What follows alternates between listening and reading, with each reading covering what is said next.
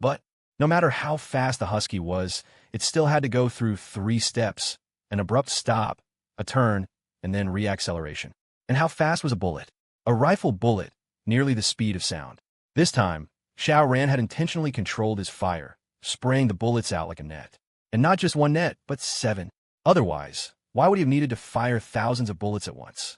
Strictly speaking, he had fired 7 times, but the interval between each was so negligible that it could be considered a simultaneous barrage of thousands of bullets. This was no game. The husky was hit. Woof, woof, woof. The mutated dog let out a wretched howl, filled with rage. It had taken over a dozen bullets, its speeding body losing control and crashing heavily into a wall. Under the immense force of the impact, thump, it actually smashed right through the wall, its massive body sliding out. Blood splattered everywhere. Just as Xiao Ran was about to give chase, a sharp pain shot through his head, and his body felt completely drained to the point of wanting to vomit. What was happening?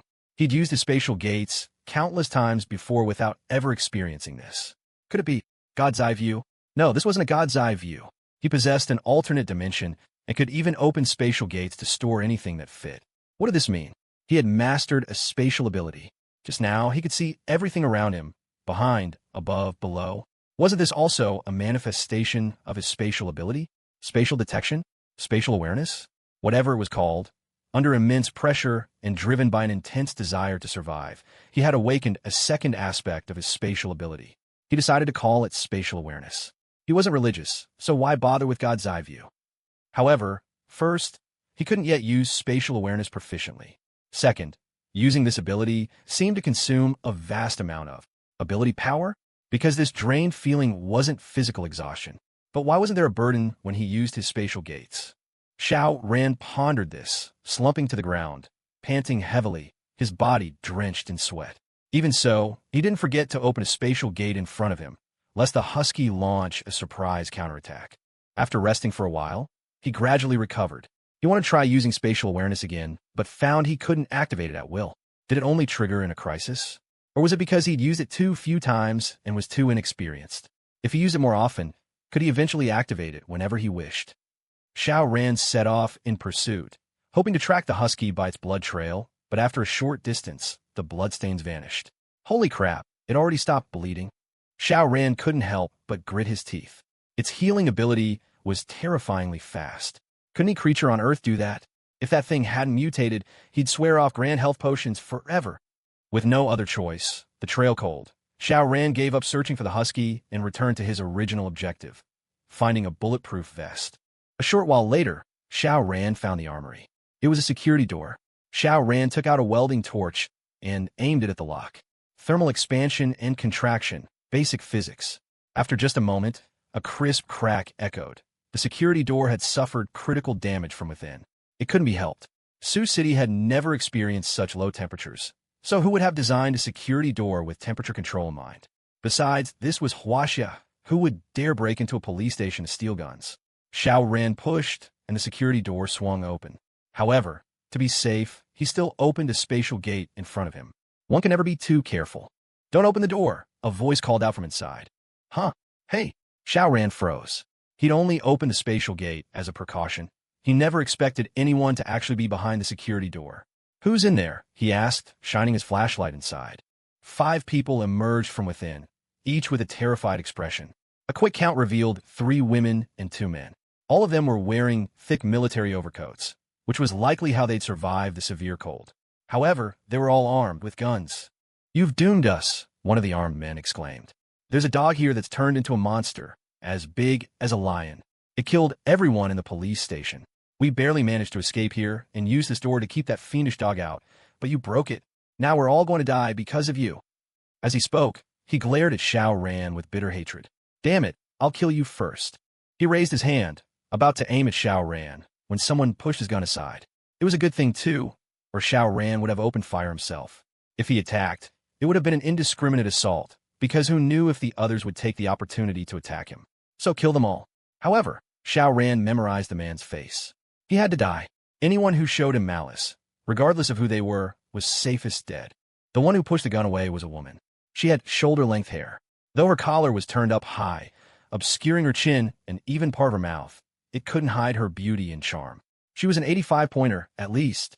After all, with her chin and half her mouth covered, he couldn't see her full face, so he didn't know if that score should be adjusted up or down. "What's the situation outside?" the woman asked. Before Xiao Ran could answer, she mused aloud. "You made it here safely and even had time to weld the door open.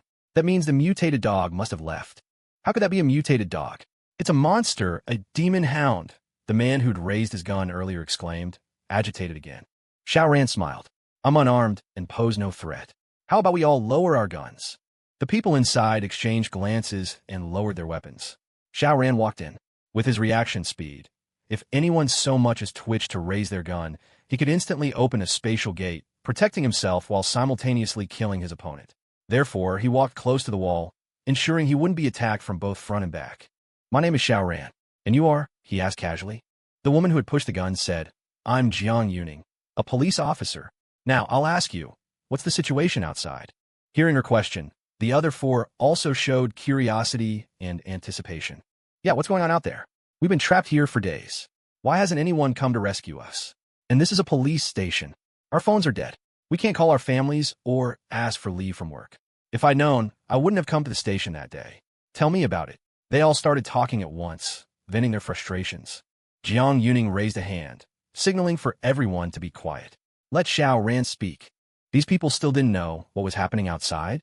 Well, they probably knew what things were like in the first few days, but after being forced to flee in here and losing phone access when their batteries died, they completely lost contact with the outside world. Xiao Ran thought for a moment, then said, "Society has completely collapsed. Under these extreme cold conditions, most people can't even leave their homes. They're just sitting around, burning through whatever supplies they have, waiting to die." "What?" His words made many people gasp in disbelief. How could this be? A nation this massive. How could it crumble from a single natural disaster? Xiao Ran didn't say anything else. He just looked at them calmly. It was a brutal truth, one not easily accepted. If things deteriorate gradually, people can cope. But being hit all at once? That could drive anyone insane. "I don't believe it. I don't believe it." The man who earlier tried to shoot Xiao Ran suddenly became agitated. The veins on his forehead bulged, and he paced furiously around the room like he was on the verge of a breakdown. His name was Gubing. "If it's true or not, we'll know once we take a look outside," another man said. His name was Chong Shuli. "But that demon dog is still out there." Gubing roared. Chong Shuli glanced at Xiao Ran and said, "If he made it here alive, then that mutant dog must be gone." "It's a demon dog. Demon dog." Gubing insisted, nearly hysterical over even the name. The fact that he was losing it over semantics showed just how frayed his nerves were. He was teetering on the edge. Chong Shuli looked back at Xiao Ran with a half-smile. "You said almost no one can go outside, that the whole of society has fallen apart. So how did you make it here? Don't tell me you've been hiding out at the police station this whole time." At those words, all five people turned their eyes toward Xiao Ran again. Xiao Ran smiled faintly. "I've got a modified vehicle that can run in this kind of extreme weather." Chong Shuli raised his brows knowingly. "Thought so. Name your price. How much to take me home?" Xiao Ran laughed. "Even if you had 100 billion, could you buy a single tea egg right now?" "Ah yes, the prophecy from those folks on the island. Turns out it was true. Can't even afford a tea egg anymore." Chong Shuli was stunned for a second. Then the corners of his mouth curled up into a smile. "Forgot to introduce myself. I'm Chong Shuli, as in that Chong family." "The Chong family?" Xiao Ran instantly understood. In Sioux City, everyone knew the Chong family. They controlled Baolong Group, the city's largest corporation, paying over 10 billion in taxes annually. But rumor had it their rise to power wasn't exactly clean. They had ties to the underworld. In short, the Chong family had influence in both black and white circles. Xiao Ran nodded. "So what? What? Just because you're from the Chong family, I'm supposed to be impressed? Please, who's bowing down to who these days?" Chong Shuli choked a little. In his whole life, no one had ever spoken to him like that. Usually, if anyone dared talk to him this way, his bodyguards would have already slapped them in the next week. But now, all three of his bodyguards had died protecting him from the mutant dog. Talk about a tiger being humbled by a dog. He, the elite, was getting dissed by some nobody. Still, Chong Shuli didn't lose his temper. His upbringing had trained him to smile, even when angry. After all, what's the point of getting mad? Just kill the guy later. So, deep down, he marked Xiao Ran for death. With a grin, he said, "Look, my family's got everything. Money, food, power. Whatever you want, I can give it to you if you just get me home. Even celebrities, if that's your thing." And that wasn't a lie. The Chong family frequently invited minor celebrities, sometimes even mid-tier ones, for private parties. As for what went on at those parties, well, those in the know knew. Whether it was a scam or not, that was one thing. But the truth was, even if Xiao Ran did go to the Chong family's house, there'd be no guarantee he'd get to take a single woman with him, or even leave alive. Fall for that. What a joke. With the stockpile of supplies Xiao Ran had now, why would he need someone else to give him women? Han Yun and Wang Lulu were already top tier. The only downside? Neither were virgins. But come on, like the Chong family has any clean women? Please. Xiao Ran looked at him coldly and said, "Sorry, my car only takes beauties." He glanced at the other two women in the room. Unfortunately, they weren't even in the same league as Jiang Yuning. In fact, calling them pretty would be a stretch. They were maybe just passable at best. So, the only one qualified to ride in his car was that woman. At his words, Gu Bing and Chang Shuli's faces instantly darkened. A flash of murderous intent appeared in their eyes. Their fingers quietly tightened around their guns. "If you won't agree, then we'll kill you and take the car." They were just about to make a move when a massive shadow suddenly loomed in the doorway. DDD Demon Dog. Gu Bing practically lost his soul. That terrifying giant dog was back. Without another thought, he raised his gun and fired at the entrance. Bang, bang, bang. But those pitiful shots had no effect. The mutant dog simply waved its front paws, swatting the bullets aside with loud clang sounds as they bounced off its fur and hit the floor. Gu Bing was frozen with fear. If even bullets couldn't hurt it, what else could it be but a demon? While he was still stunned, Chang Shuli raised his gun and started firing too, shouting, "Shoot! Damn it! What are you waiting for? Do you want to die?" His roar snapped the three women out of their daze. They fumbled to raise their guns and fire. But let's be honest. Even Jiang Yuning, who was a cop, was basically a rookie. She had zero aim, and with the recoil kicking up her hands, the bullets flew wildly all over the place. The husky lunged forward with a growl, pounced on Gu Bing, and slammed him to the ground. One swipe of its claws tore open his chest with a sickening SHHD, sending blood spurting everywhere. Gu Bing twitched violently a few times, then went still. Dead. The mutant husky gave Xiao Ran a look that almost seemed provocative, then clamped its jaws around Gu Bing's corpse and swiftly retreated out of the room. Just like that, it vanished. Everyone stared at each other, stunned. No one expected the monster dog to stop after just one kill. In their minds, that beast wouldn't rest until it had torn every living thing to shreds. What they didn't know was, the dog was afraid of Xiao Ran. This was someone who had once wounded it, maybe even come close to killing it. After the mutation, the dog wasn't just stronger, it was smarter too. "Xiao Ran, please take me with you. Name your price. Anything." Chang Shuli cried out, this time genuinely terrified. Before the apocalypse, a police station should have been one of the safest places. But now, the police were gone, replaced by a man-eating mutant dog, who wouldn't have their hair stand on end in fright. Xiao Ran remained focused, his face grim. This husky wasn't done with him. Good, he thought. I wasn't planning on letting you off the hook either. But how could he deal with this mutated beast? Incredibly strong, lightning fast, and with terrifying self-healing abilities. During their second encounter, the husky had taken more than a dozen bullets. Yet just now it seemed completely unfazed. Its recovery speed was horrifying. Xiao Ran's gaze fell upon the armory. Were there more powerful weapons? He began to search. "Xiao Ran, I'm talking to you." Seeing Xiao Ran ignore him, Chang Shuli's anger, simmering beneath his fear, finally boiled over. He reached out to grab Xiao Ran's shoulder. Smack! Xiao Ran slapped him across the face, sending Chang Shuli sprawling to the ground. Xiao Ran couldn't match the husky in strength, but among humans, he was definitely top tier. Wasn't one slap enough to send Chang Shuli flying?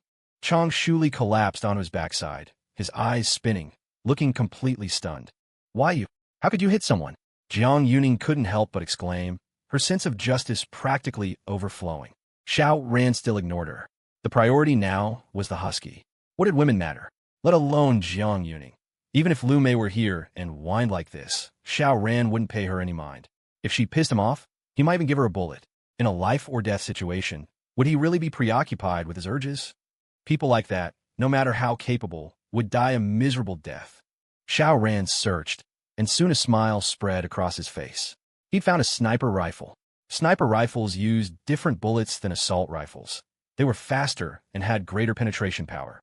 Actually, Xiao Ran would have preferred an RPG or an autocannon. If not those, a machine gun would have done. Oh well, he thought, a sniper rifle is fine. Its stopping power is much greater than an assault rifle's. He picked up the sniper rifle, checked it, and began to fire. Bang, bang, bang, clink, clink, clink. Each shot produced a powerful recoil. Fortunately, Xiao Ran's physique was strong enough that he could even fire the sniper rifle from the shoulder without being pushed back by the recoil, a testament to his impressive physical conditioning. Spent casings ejected, clinking as they hit the ground. Xiao Ran kept firing and reloading and firing, until he had emptied an entire box of sniper rounds next to him. All gone. Damn, he thought, only that much. Are you crazy? Jiang Yuning and the other three clapped their hands over their ears, terrified. The kinetic energy of sniper rifle bullets was immense. Even if not aimed directly at them, ricochets still possessed extreme penetration power. How could they not be scared? Precisely because of this, they completely missed anything unusual, like the fact there were no stray bullets flying around at all. Xiao Ran immediately dropped the gun. There were too many people. It was inconvenient for him to display his spatial abilities. Why not kill these four? Xiao Ran was by no means soft-hearted, nor was it because he was swayed by lust. Instead, the thought of using these four as bait, as human shields, had crossed his mind. Wasn't that husky extremely vindictive? Hadn't it just killed someone right in front of him? In its eyes, these few humans were obviously a group.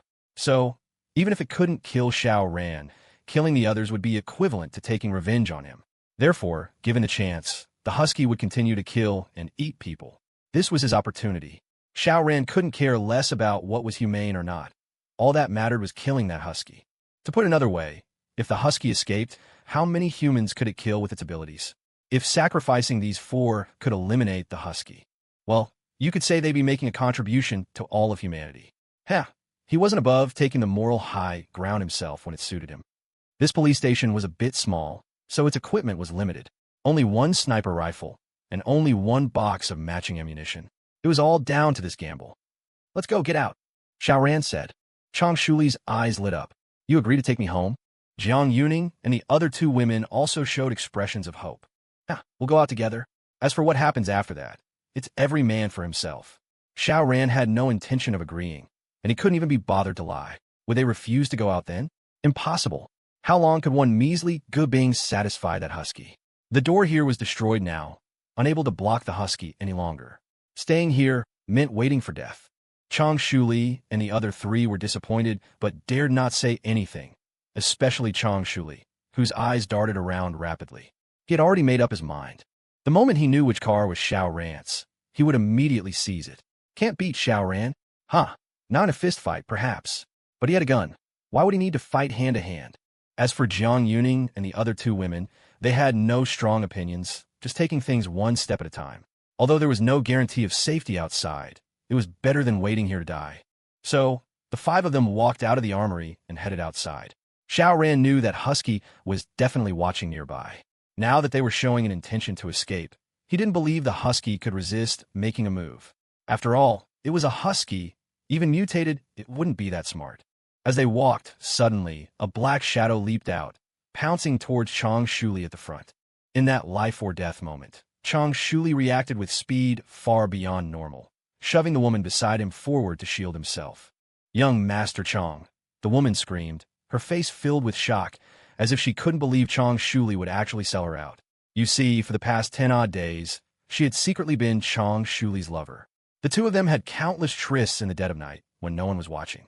They say even a brief affair should foster some loyalty, and they had been intimate dozens of times. Yet Chang Shuli not only didn't treat her any differently, he even pushed her out to save himself. How could he be so cold-hearted? But her scream was abruptly cut short, because her neck had been snapped. A sickening crunch, clearly audible to everyone. In that instant, Jiang Yuning and the other woman felt a chill run down their spines, their hearts seized by endless terror. They had no mind to blame Chang Shuli for his ruthlessness and cruelty. Only one person was an exception. Xiao Ran immediately reopened his spatial gate. Whoosh, whoosh, whoosh, thousands of ordinary bullets shot out. Spatial perception, reveal it. Xiao Ran roared inwardly. The husky dodged the furious barrage, hit by only a few stray bullets. And it became even more ferocious, because it would never let Xiao Ran leave. Injure me, and then try to run? It would endure a little pain if it meant killing this human. With its speed, This human couldn't possibly track it. In that instant, Xiao Ran re-entered his state of spatial perception. He saw it. He precisely pinpointed the husky's attack trajectory, even able to see every minute detail on its body, the drool-slick corners of its mouth, its razor-sharp teeth, and a few bullets already embedded in its hide. This was the moment. Xiao Ran fired again. Zip, zip, zip. Over 20 sniper rounds shot out in a perfectly straight line. If he'd opted for a spread shot, even if every bullet hit the husky, the wounds would be scattered, significantly reducing the lethality. Not enough to kill this monstrous beast. Therefore, to eliminate this mutated creature, the bullets had to penetrate through the exact same entry point, driving deep into its body. And, crucially, it had to be a vital spot, like its eye. Through the eye, straight to the brain. Whoosh! The first bullet streaked directly towards the husky's eye. Under his spatial perception, the bullets seemed to possess their own precision guidance systems. The husky, in its bid to prevent Xiao Ran from locking onto its form, had already made 7 evasive shifts, reaching its absolute limit. It couldn't change its path again. The beast's eyes widened in disbelief. Even this dim-witted husky wore an expression of utter shock, as if it couldn't fathom how Xiao Ran could still target it under these conditions. How did you track me? But it was too late. In the husky's pupil, the approaching bullet loomed larger and larger, consuming its entire field of vision. Then, the bullet struck. A single round like that wouldn't be enough to kill the husky.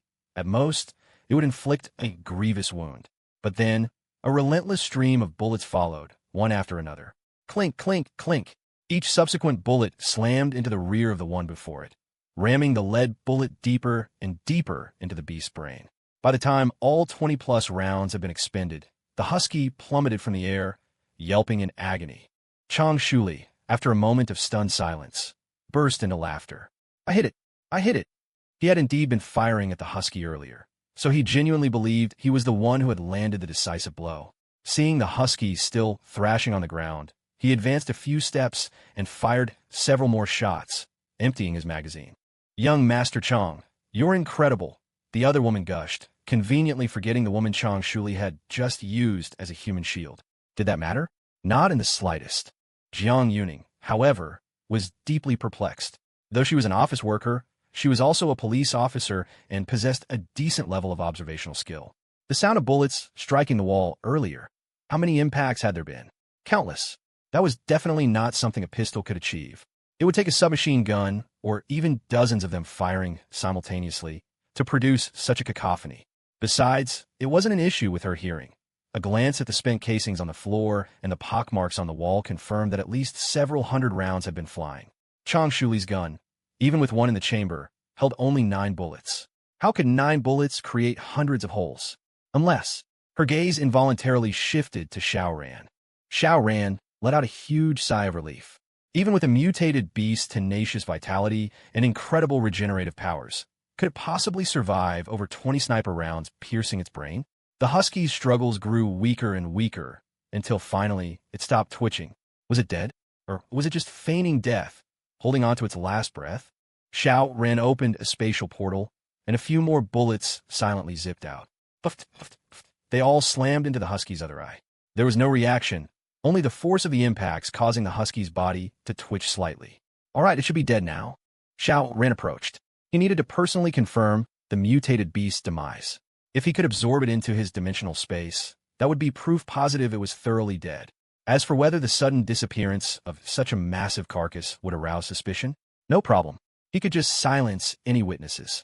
Xiao Ran walked over and squatted before the husky's corpse, but his spatial portal opened behind him. One could never be too careful. Of course, he could instantly reopen the portal in front of him. It was a feat accomplished with a mere thought, at a speed rivaling light. Squatting down, Xiao Ran reached out and placed his hand on the husky. Just as he was about to will the husky's body into his space, a warm current surged from the creature's remains and into him. What was happening? He instinctively recoiled, but the current flowed too quickly, already enveloping him entirely. And it felt incredibly comfortable. Xiao Ran sensed some kind of change occurring within his body, though he couldn't pinpoint exactly what it was. Regardless, it felt like a positive development. He felt a rush of energy, as if he were capable of anything. Xiao Ran! A sharp cry came from behind him.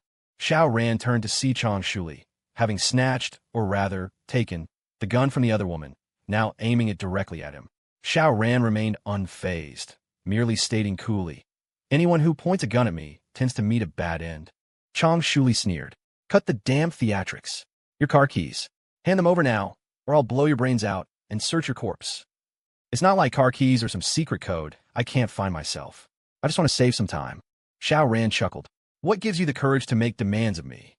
"Naturally, it's because the husky is dead," Chang Shuli thought. With the beast gone, their temporary alliance was obviously over. What? Were they supposed to team up for a hot pot dinner now? Emboldened by his malice, Chang Shuli abruptly swiveled the gun and pulled the trigger on the remaining woman. Bang! At such close range, the shot was unerringly accurate, a direct headshot. The woman could never have anticipated it. As her body crumpled, a faint smile still lingered on her lips, creating an incredibly eerie sight. Jiang Yuning instinctively moved to raise her weapon, but Chang Shuli was faster, his gun already trained on her. "Officer Jiang, put your gun down." Chang Shuli grinned. "You're far too pretty. I wouldn't want you to end up an ugly corpse. So, be a good girl, lower your weapon, and back away slowly. I'll take you to the Chang family. I guarantee you'll live a life of luxury, much better than starving and freezing out here, right?" With a gun pointed at her, Jiang Yuning had no choice but to lower her pistol and slowly retreat until she was almost level with Xiao Ran, about 2 meters separating them. "Xiao Ran." Chang Shuli's gun snapped back to him. "My patience is wearing thin. If you don't hand over those car keys, that woman's body on the ground will be your future." Xiao Ran smiled faintly.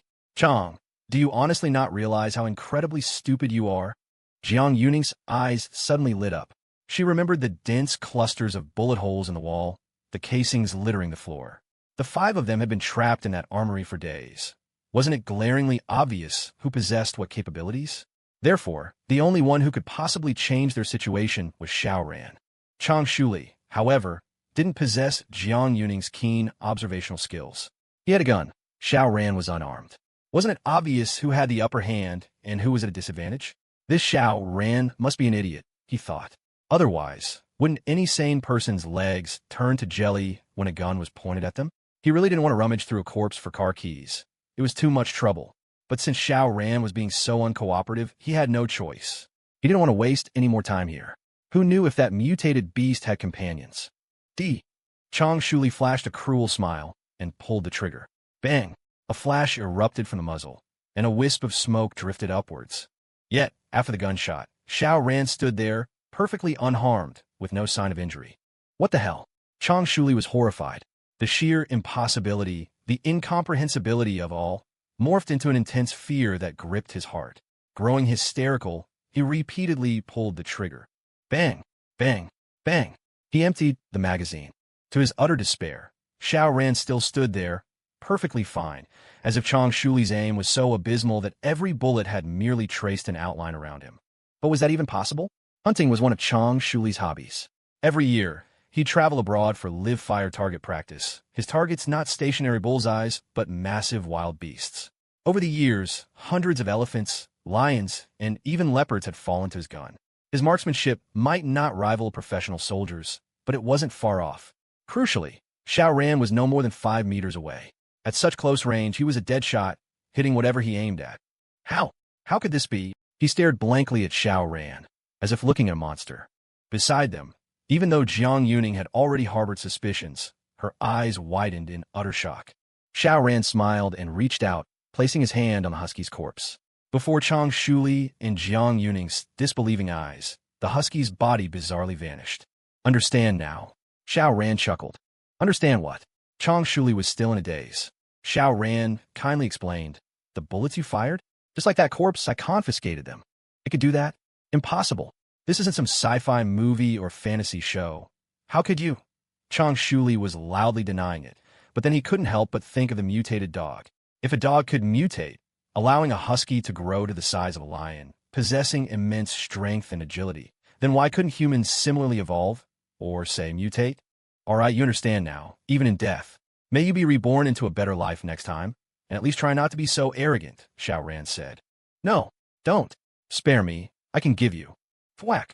Before he could finish his sentence, a bloody hole appeared on Chang Shuli's forehead.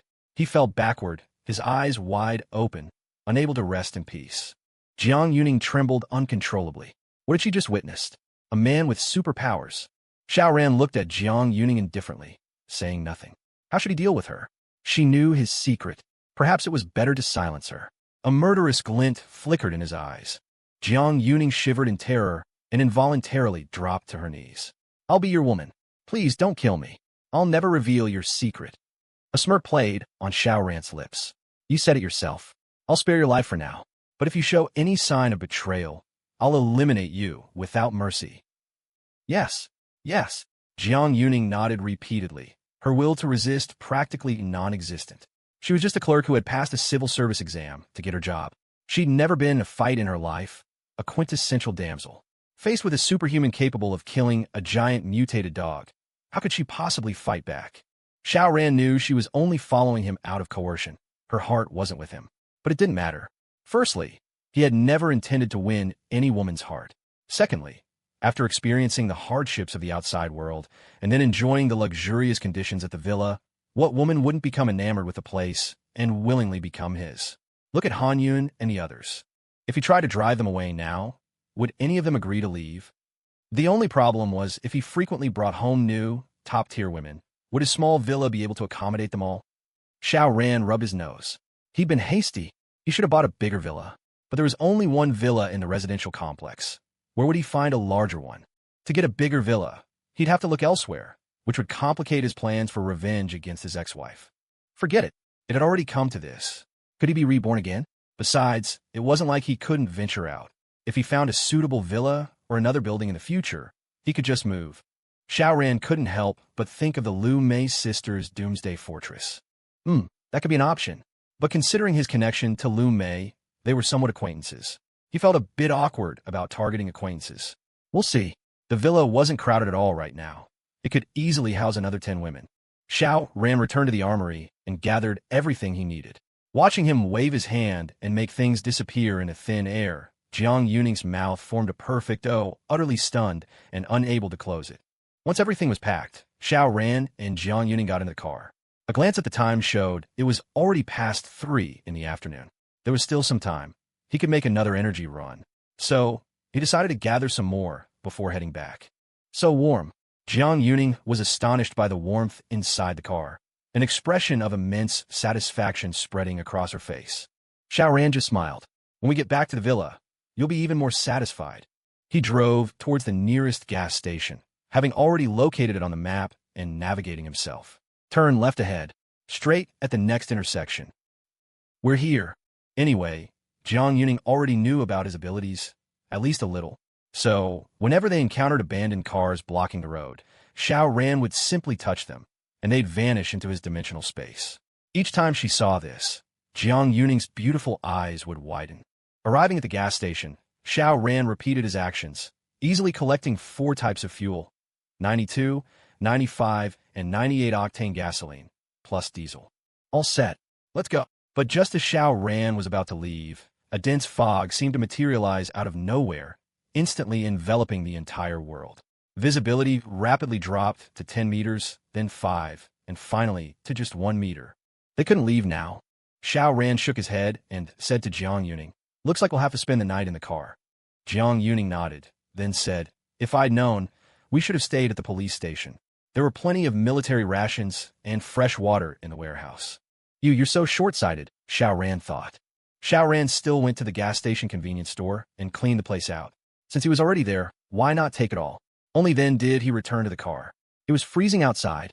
Inside the car, he could take off his heavy-duty jacket, but if he dared to wear just a sweater out there, he'd be an icicle in minutes. This extreme cold was no joke. Jiang Yuning also felt warm enough to remove her coat. But she was at the police station, and even if she had a change of clothes, due to the season, it would be short-sleeved or long-sleeve shirts at best. However, she was actually wearing a bulletproof vest under her coat. Her aim, of course, wasn't to stop bullets, but to add an extra layer of warmth. After all, the military greatcoat was so bulky. Could one even wear 2 of them?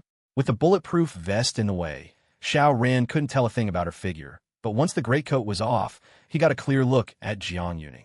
She was indeed a great beauty, at least a 90 out of 100.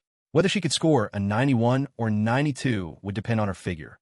If she was an A cup or a G cup, her chin wasn't the V-shaped face popular among internet celebrities, but the classic oval face of a traditional beauty, with a rounded chin and delicate skin. Her lips were like burning flames, though she was severely dehydrated, and they were somewhat chapped, slightly marring her beauty and charm. Xiao Ran smiled, took out a cup of tea, and handed it to her. Moisten your throat. Jiang Yuning took it and was stunned. It's hot. Heavens. Xiao Ran smiled. Stick with me, and at least you won't be lacking in material comforts. Jiang Yuning thought for a moment and said, not lacking is an understatement. The power's out, which means no heating. The hail is toxic and has contaminated natural water sources. The environment outside is incredibly harsh, making it extremely difficult to find food and fresh water. So, she continued, this might look like just a cup of water, but it represents the hope of life. And it's even hot water. This woman is very smart, quite perceptive, Xiao Ran thought with a smile. Letting her know some of his secrets, to a certain extent, was actually a good thing, because she knew all the supplies were in his hands. If something happened to him, these supplies would also disappear forever. So, naturally, she wouldn't dare to think of harming him, unless she planned on mutual destruction. After she had moistened her throat, Xiao Ran folded down the front passenger seat, temporarily turning it into a makeshift table. He first covered it with a plastic sheet, then laid out several dishes. Jiang Yuning watched, eyes wide and jaw dropped again, as he conjured steaming hot dishes one after another, as if by magic. Xiao Ran couldn't help but chuckle, picked up a chicken leg, and playfully stuffed it in her mouth, eliciting a muffled protest from her. As they ate, Jiang Yuning was quite reserved at first, but she was soon wolfing down her food. At the armory, although she hadn't lacked for food and drink, it had all been cold canned goods, full of preservatives. Their purpose was to keep one from starving, not to provide a good meal. Compared to these freshly cooked dishes, the difference was truly night and day. I'm stuffed, Jiang Yuning exclaimed, rubbing her slightly protruding belly with an embarrassed expression. She had always been such a lady. When had she ever lost her composure like this? Xiao Ran then took out a plate of freshly cut fruit. Consequently, Jiang Yuning, overcoming her stomach's protests, managed to finish half of it before she really couldn't eat anymore. Xiao Ran ate some fruit as well, then gathered up the plastic sheet along with the trash. He just needed to find a place to toss it out later. Daybreak. Xiao Ran stretched lazily. With a mere thought, he could see everything clearly within a 3-meter radius around him, even above his head, beneath his feet, and behind him. Spatial perception. He could actively use it now. Not only that, Xiao Ran clearly felt that his physical strength had significantly improved. His power, speed, and resilience were all a big step up from yesterday. Why? That warm current. Xiao Ran remembered. After he had touched the mutated husky's body, a warm current had immediately surged into him, and he had felt an indescribable change in his body. But only after night had passed did this change truly manifest, allowing Xiao Ran to feel it very clearly. The most direct and obvious manifestation was that the maximum size of his spatial portal had increased from 5 by 5 meters to 10 by 10 meters. A huge improvement. The source of these changes was that warm current, and the current had come from the mutated husky. Xiao Ran couldn't help but ponder further. Could this cataclysm be causing humans or creatures to evolve? Or perhaps mutate? That's how I gained my spatial abilities. And that husky, it went down a different path. Its body grew larger, its speed increased, and its strength multiplied many times over. While not quite invulnerable, its defense was terrifyingly strong. This should count as physical enhancement. So, are there others like me or that mutated husky in this world? There must be. That husky was strong, sure, but with my abilities, I could still handle it. After all, it's just a dumb dog, no match for human intelligence. But what if yesterday I hadn't faced a dog but a person? The outcome? Well, that would be anyone's guess. More importantly, abilities, superpowers, whatever you call them, can be strengthened by absorbing other ability users or mutated beasts. Now, that's a problem. Xiao Ran rubbed the bridge of his nose, a headache brewing. If he could get stronger by absorbing abilities, what about others? Of course, they could too.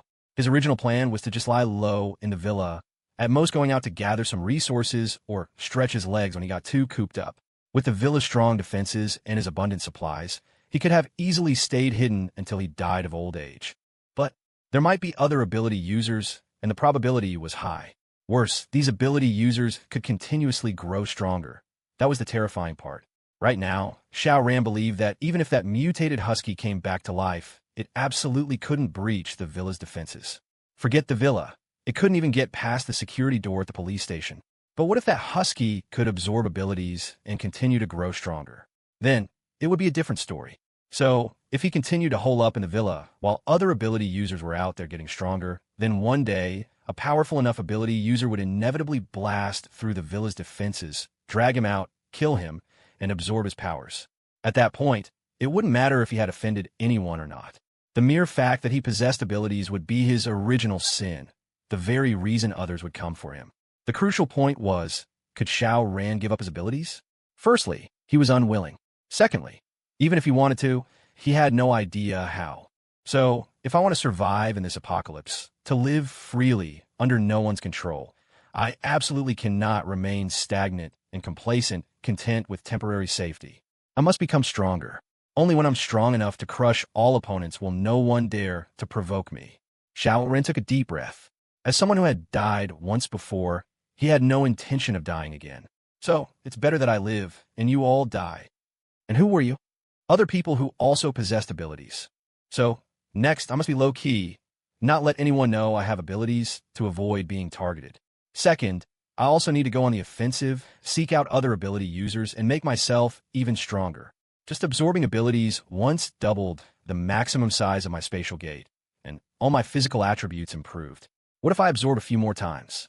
Xiao Ran couldn't help but feel a surge of anticipation.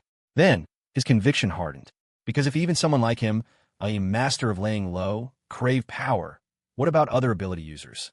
Competition and slaughter were inevitable. Since that was the case, Xiao Ran had no choice but to face it head-on. MMMush. Jiang Yuning's long eyelashes fluttered, and she woke up. She tried to sit up, but couldn't help hissing, drawing a sharp breath. Pain, pain, pain. Yesterday had been her first time. Xiao Ran smiled. Easy does it. Let's eat breakfast first. While he wouldn't spoil this truly top-tier goddess rotten, he was quite fond of her. Out here, they kept things simple. No brushing teeth or washing faces for now. They'd get properly cleaned up once they returned. Jiang Yuning was used to it, though. When she was trapped in the armory, brushing her teeth or washing her face had been impossible. After they finished breakfast, Xiao Ran drove to the next gas station. Since they were still out, they would naturally continue to gather resources. Also, Xiao Ran wanted to see if he could encounter other ability users.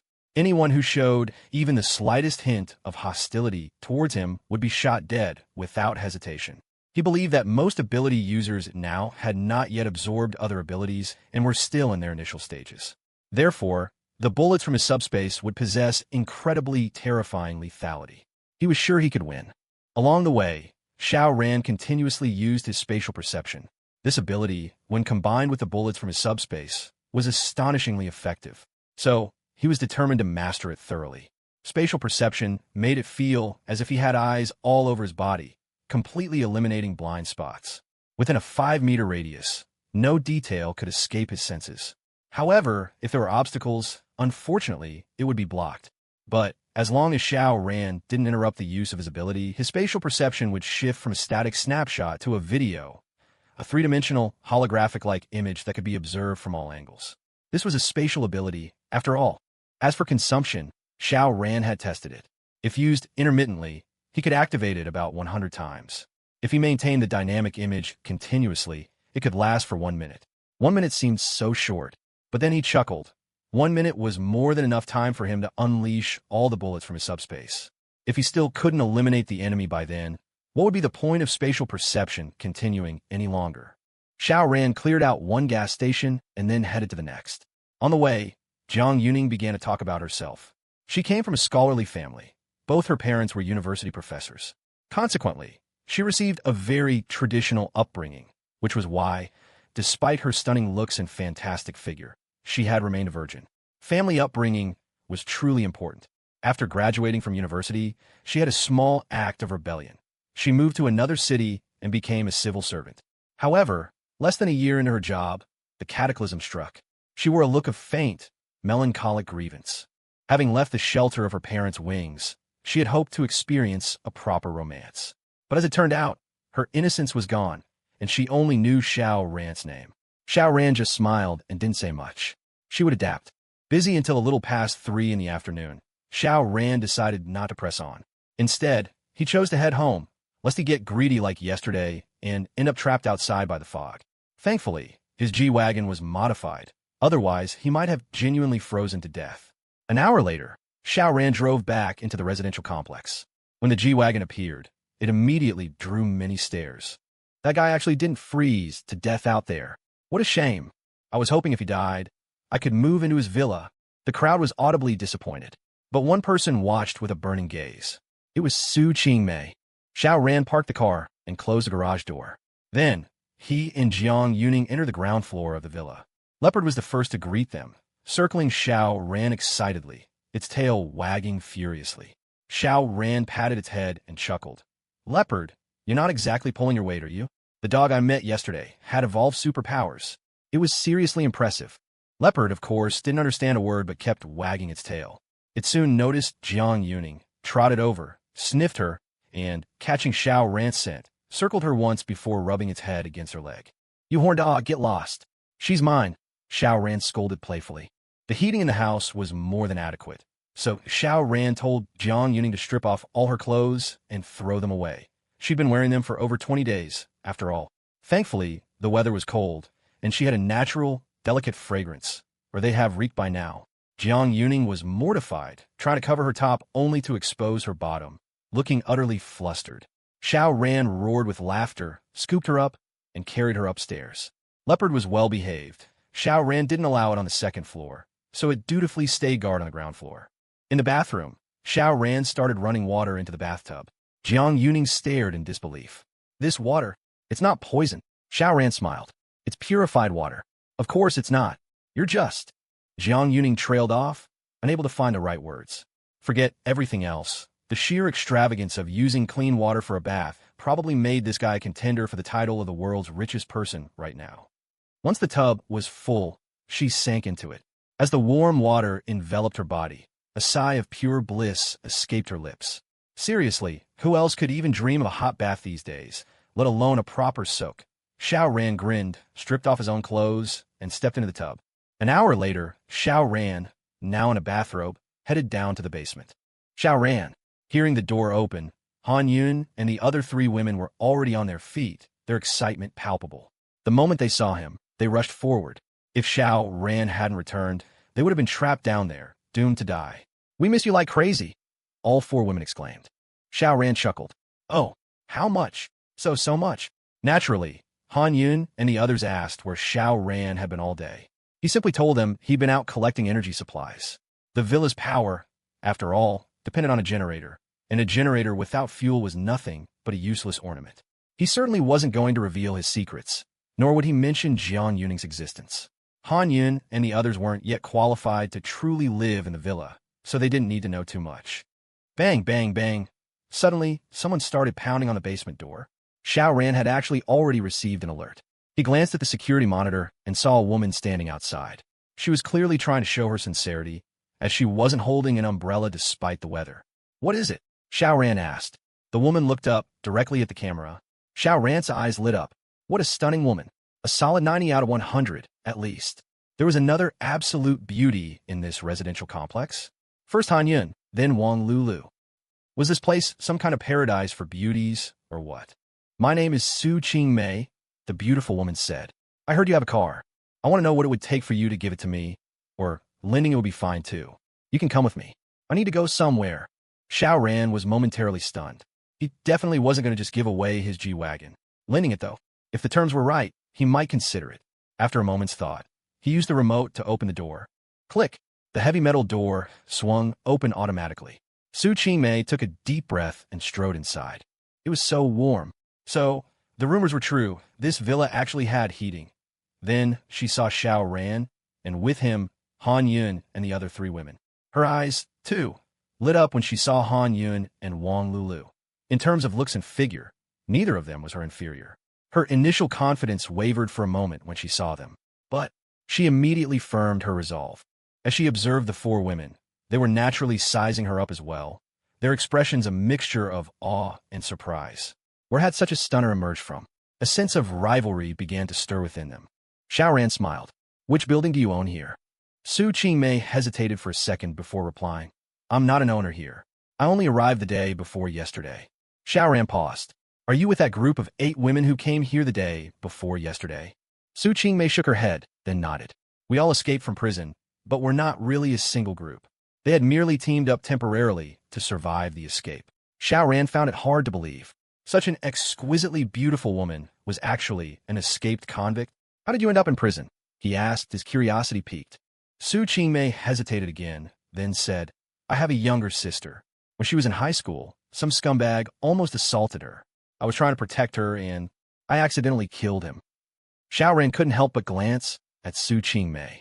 If the woman wasn't lying, she was quite devoted to her family. And seeing her now, coming all this way to borrow a car from him just to find her sister, it really showed a deep sisterly bond. Your sister is in Sioux City? He asked. If she were in a different city, he'd forget it. With the current atrocious weather, even getting to the nearest city was incredibly difficult. It would be a suicide mission. Su Qingmei nodded.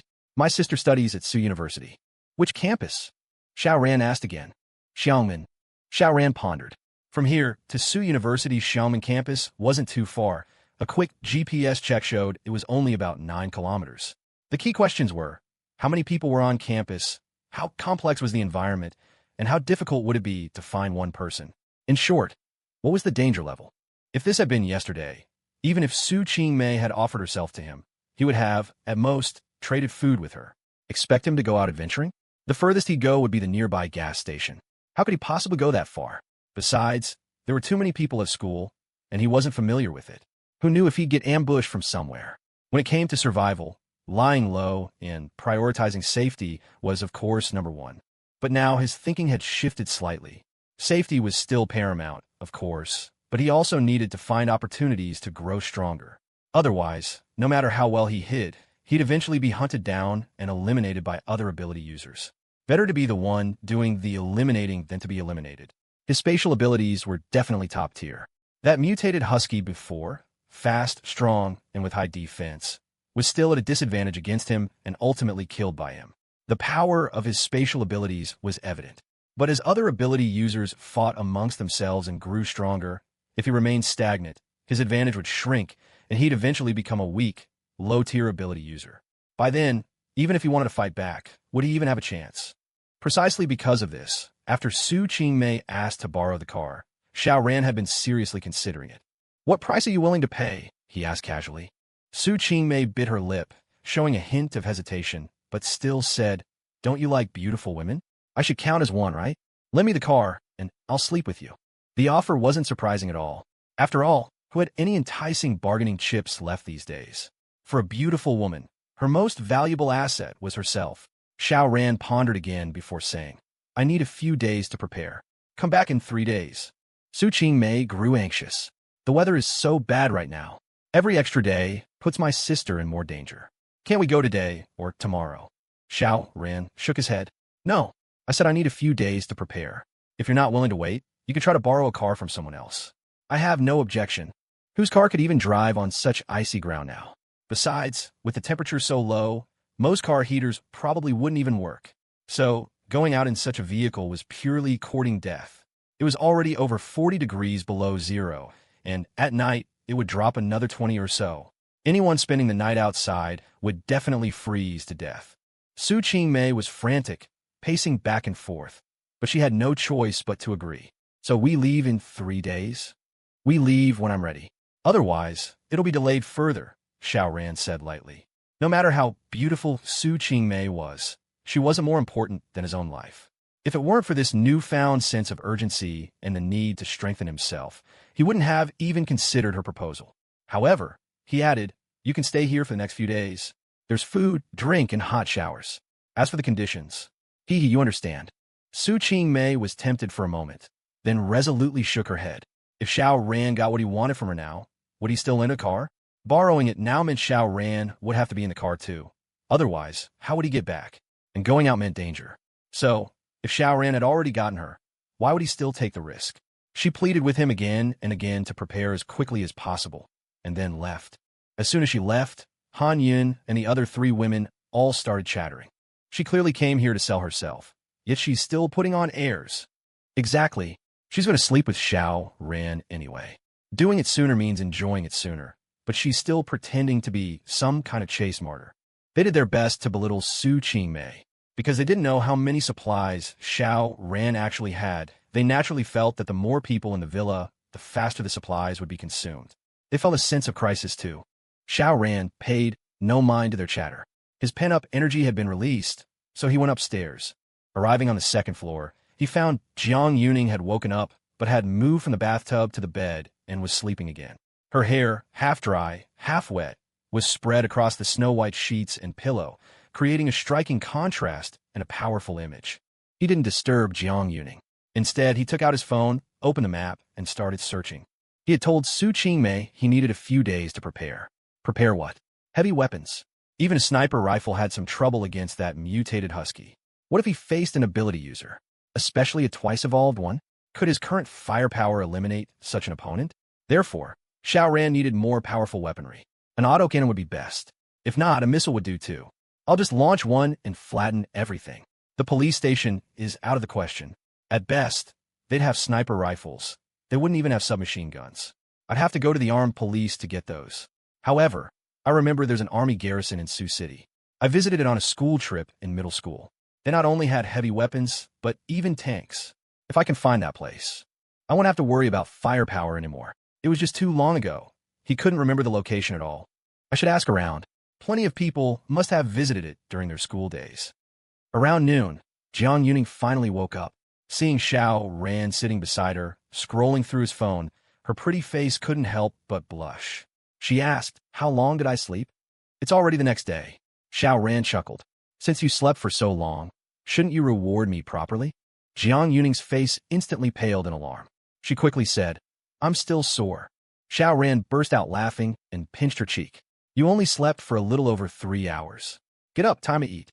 Jiang Yuning got out of bed, her movements hesitant and jerky as it aggravated her wound. Xiao Ran, growing impatient, scooped her up, walked over to the coffee table, and placed her on the sofa. Then he asked, "What do you want to eat?" "I can still order." Jiang Yuning was surprised. This woman already knew he possessed a spatial ability, so Xiao Ran didn't mind letting her know he also controlled a vast amount of supplies. This way, she would be even more devoted to him. Abundant supplies naturally instilled a sense of security, and once people became comfortable, they would get used to the status quo, content to just get by. Xiao Ran nodded. "As long as it's not too outrageous, your request can be met." "Then I want mapo tofu." Jiang Yuning clasped her hands to her chest, as if making a wish. Xiao Ran chuckled and retrieved a plate of mapo tofu from his dimensional space. "It's real." Jiang Yuning's eyes sparkled. "I also want roast duck." With a flick of his hand, Xiao Ran produced a portion of sliced roast duck on the coffee table. "And finally, a soup. Something light will do," she stated her last request. Xiao Ran naturally obliged and asked, "Is that enough?" "Enough, enough." Jiang Yuning nodded repeatedly. "Any more would be a waste if I can't finish it. Besides, no matter how many supplies you have, we should use them sparingly. We don't know how long this cataclysm will last." "This girl sure knows how to be frugal," Xiao Ran thought with a nod. He mused that Jiang Yuning could never guess just how many supplies he had hoarded. He had enough food for himself to last several hundred lifetimes. In other words, enough for several hundred people to live for an entire lifetime. And this was only calculating his current supplies. He could definitely acquire more. So, the final abundance of provisions might be enough for 1,000 people to live for a lifetime. 1,000 people. That was enough to form a small community. After eating, Xiao Ran let Jiang Yuning do as she pleased, binge-watch shows, rest, or work out. He, on the other hand, took Leopard to the garage for a walk. After walking the dog, he asked Han Yun and the other 3 women, "When you were students, did you ever go on spring or autumn trips to a military base, or have any experience with one?" Apart from Zhang Jingya, Wang Lulu and Zhong Lei weren't Suzhou natives either. Only Han Yun was. The two of them compared notes with a map but could only roughly pinpoint the location near Guangfu, as there was a military airfield there. Since that was the case, Xiao Ran took out a megaphone again and broadcast to the entire residential complex. "Dear neighbors, I need to know the location of a certain military unit stationed in Suzhou. Anyone with detailed information can come to me to exchange it for food, a case of instant noodles, and a case of water." He shouted it 3 times and quickly closed the window. Cold, cold, cold. Half an hour later, there was a knock on the basement door. Xiao Ran checked the monitor and saw it was a short old man. Probably surnamed Qian, he thought. Xiao Ran wasn't too familiar with him. He asked directly, "Elder Qian, is it?" "Yes, yes." The old man nodded and bowed. Xiao Ran continued. Elder Qian, do you know the location? Yes, before I retired. I was a cook at the Nanbingyin Cadre Center. I often heard people talk about that unit, and over time I memorized it, Elder Qian said. Xiao Ran opened the garage door, had Zhang Jingya carry out a case of instant noodles and a case of water, then closed the door. He then asked the specific address. Elder Qian began to explain. However, the military camp was in the mountains, so he couldn't give a specific address, only which mountain to enter and how to proceed once inside. In fact, as long as one entered the correct mountain, there would naturally be sentry posts on either side, and then one just had to follow the road. Xiao Ran opened a map to check. It was over 30 kilometers away. It was currently noon. If he set off immediately, he should be able to arrive before dark. Then let's go. Xiao Ran now had a strong desire to replenish his firepower. He prepared 3 days' worth of food and water for the 5 women upstairs and downstairs, then set off. The G-Wagon maintained a speed of 20 kilometers per hour. It wasn't fast, but safety first. Why drive so fast? If the car overturned halfway, even with countless supplies in Xiao Ran's dimensional space, the possibility of him freezing to death in the wilderness was still high. There were many obstacles along the way, which Xiao Ran cleared into his space. Thus, 2 hours later, he finally reached the mountainous area Elder Qian had described. He saw a sentry post. However, there was no one inside. This was normal. Given Suzhou's temperature, the military's winter clothing naturally wouldn't be too thick. How could it withstand such severe cold? Besides, poisonous hail had fallen earlier. Who could endure that? Xiao Ran drove into the mountains. After advancing some distance, he noticed deep vehicle tracks on the road. The ice layer was broken, leaving clear marks. These must be left by a tank. Xiao Ran knew just by comparing it to the path his G-Wagon had made. Although the G-Wagon was already very heavy, it couldn't break the ice layer. So, whatever crushed the thick ice must be far heavier than the G-Wagon. Most likely a tank. A look of joy appeared on Xiao Ran's face. This meant the troops had left the camp. They were saved. Although the situation outside wasn't much better, at least there was a place where they could find supplies. Xiao Ran had never been a soldier, but that didn't stop him from respecting the soldiers.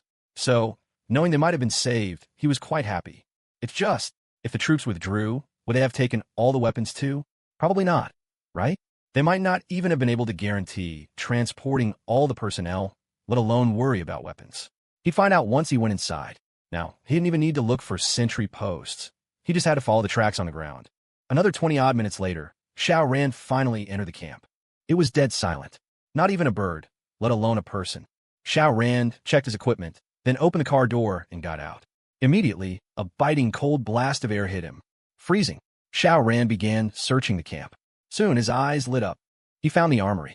Haha, now this was an armory. In comparison, the police station's armory yesterday was a joke. Pistols, rifles, light machine guns, heavy machine guns, grenades, and even RPGs. He'd struck gold. Who would dare to challenge his firepower now? Xiao Ran didn't hesitate, immediately collecting the weapons. As for moving the bullets and rockets into his dimensional space, that could be done slowly later, in a warmer, or at least less cold, place. He searched around some more and found a tank with a broken track, but otherwise fully functional. Holy crap. Others who came here, even those with powers, could at most haul away a few weapons. It took a group to take more. But Xiao Ran? He alone could empty the entire camp. Tanks? He climbed in, pulled out his laptop, connected an external hard drive, found a Tank 101 video, and learned how to load and fire. How to adjust the barrel or aim. Totally unnecessary. So, it was just manual labor, loading the shells. Once loaded, a press of a button fired it.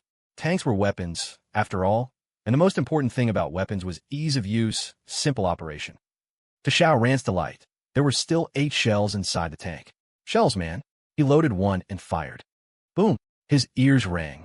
Luckily, the spatial gate opened steadily right at the cannon's muzzle. Oh, right. After absorbing Erha's ability, the maximum size of a spatial gate had doubled, and its maximum effective range had also doubled, reaching 4 meters. Acquired. 1 fired tank shell.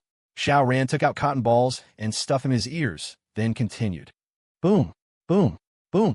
He fired off all 8 shells one by one, then pulled the entire tank into his subspace. Maybe it would be useful later. Checking the time, it was past 3 in the afternoon. If he left now, he might make it back to the residential complex before the thick fog rolled in. Depart. Xiao Ran headed back. He maintained a speed of 20 kilometers per hour, But his luck wasn't great. Not long after entering the city, the fog rapidly closed in, completely blocking the roads. Could he still advance? Barely.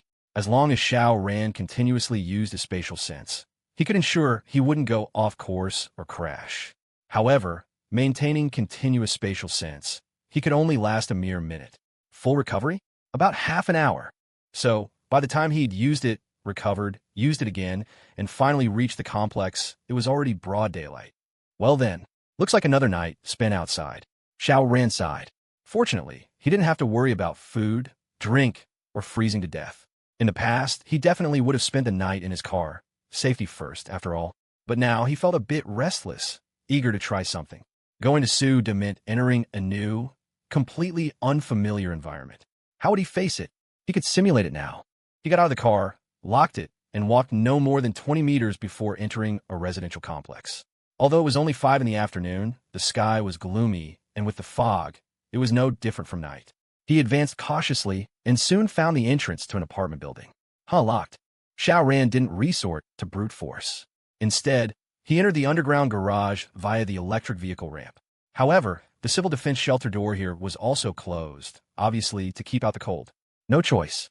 Xiao Ran returned to ground level, took out a hammer, and with a crack, smashed the glass of the building's main door, then slipped inside. As soon as he entered, he heard human voices. Surprisingly, they were coming from the underground garage. What was going on? Xiao Ran went down to the basement via the emergency stairwell. He didn't recklessly barge in, but opened the door, just a crack, and used his spatial sense. The door was blocked, not with something heavy, but with quilts. For warmth. Xiao Ran realized it instantly. Moreover, the sound from inside were very noisy, meaning there were many people in the underground garage. He quietly pushed the door, reached out his hand, and whoosh, the quilts blocking the door vanished. He pushed again, opening a gap wide enough for one person. He slipped in, quickly closed the door, and put the quilts back. Silently, Xiao Ran looked ahead. About 10 meters away, a bonfire was burning, fueled by various pieces of furniture. Nearby, a large number of books were piled up like a small hill. What shocked Xiao Ran was a group of people singing and dancing around the bonfire, as if it wasn't an apocalyptic disaster outside, but rather some holiday campsite. Additionally, there were grills around the bonfire with meat roasting on them, the aroma wafting from afar. Xiao Ran scanned the scene. There were about 100 people around the bonfire, maybe a few more, but not significantly. By the firelight, he could clearly see that the oldest among them was at most 40, with most being young adults in their 20s and 30s, both men and women. No elderly, no children. Surrounding the bonfire were bedrolls arranged in a circle. So, they slept on these at night?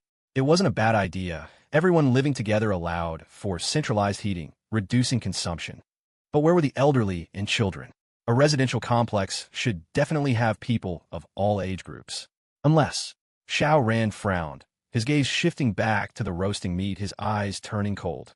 He moved along the wall, silently, in the darkness barely touched by the firelight. The group was still reveling, and no one noticed him. Xiao Ran reached the eastern section of the garage.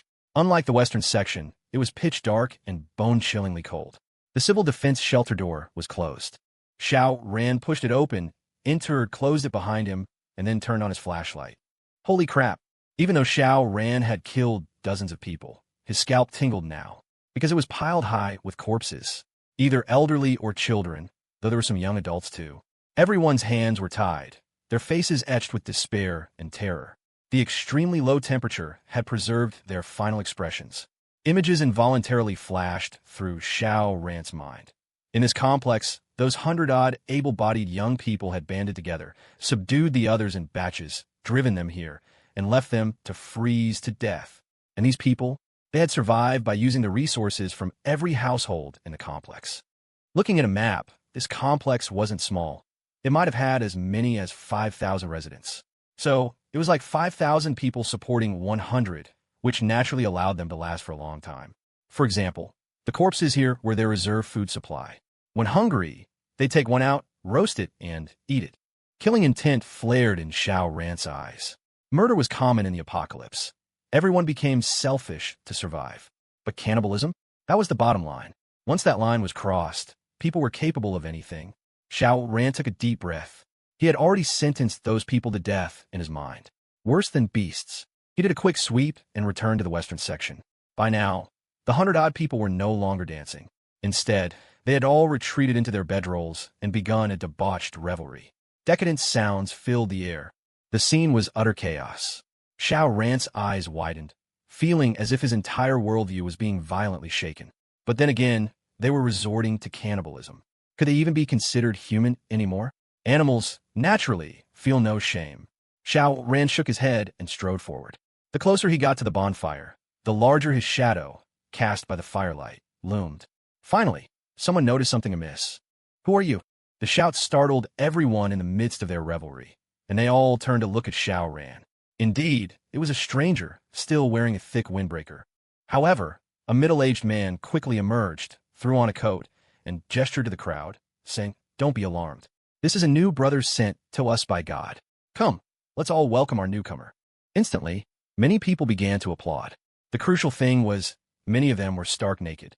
A crowd of bare-bottomed people clapping. It was unsettlingly bizarre, no matter how you looked at it. The middle-aged man turned back to Xiao Ran and said, "Brother, please tell me your name." Xiao Ran gave a faint smile. "My name is Xiao Ran, but I have no intention of becoming brothers with you lot. Sharing a communal bed with this rabble? Hey, no thanks," he thought. "I'm a bit of a germaphobe." The middle-aged man signaled with his eyes, and several men and women quickly dressed, then began to flank Xiao Ran from both sides. Xiao Ran pretended not to notice. "Brother Xiao, this world has descended into utter chaos. Only God can save us all." The middle-aged man adopted the air of a charlatan preacher. "God has opened his arms to you now. Why do you refuse him?